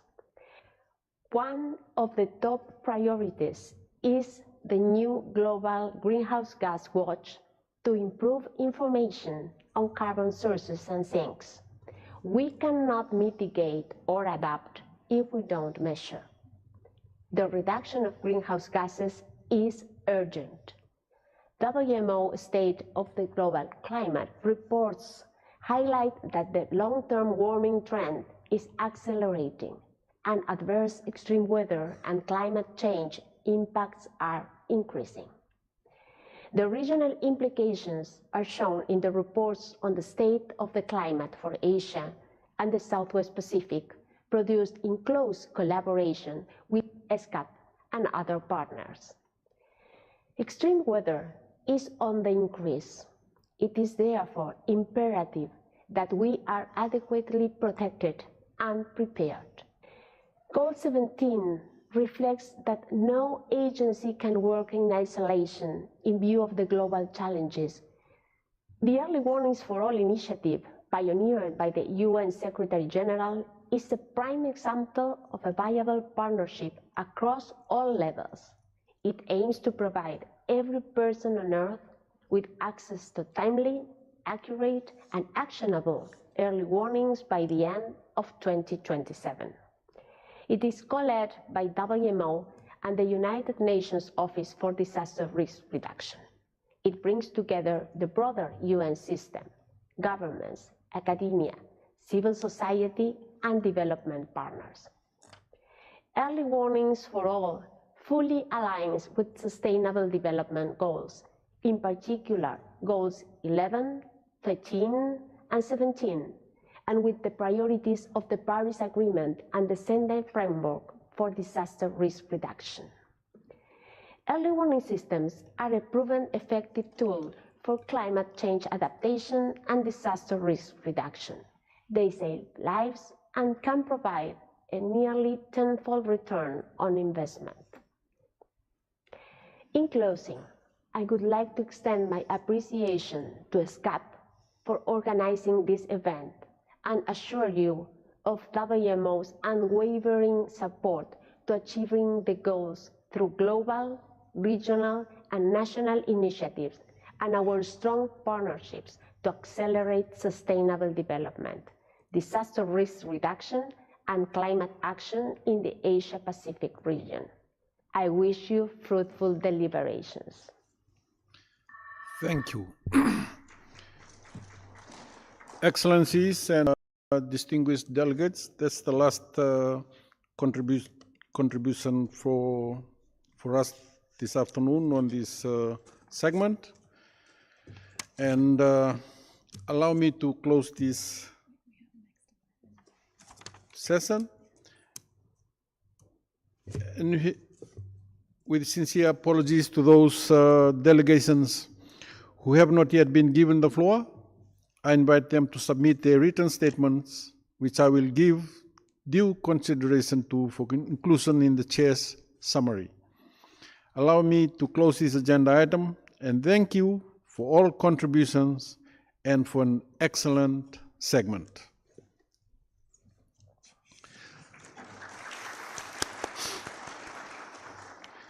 Excellencies, distinguished delegates, we will now move on to agenda item 5 on other matters. Before I open the floor for delegations to intervene on other matters, it is my pleasure to report on behalf of the Bureau on the status of credentials of representatives of members to the 11th Asia-Pacific Forum on Sustainable Development, in accordance with Rule 12 of the Rules of Procedure of the Commission. The Bureau of the 11th Asia-Pacific Forum on Sustainable Development examined the credentials of representatives of 44 member states submitted in accordance with Rule 11 of the Rules of Procedure of the Commission and found them to be in order. May I take it that it is the wish of the Forum to take note of the report of the Bureau? Do you have any objections? I see no objections, so it is decided. I'm asking now distinguished delegates and others if any other matters need to be discussed.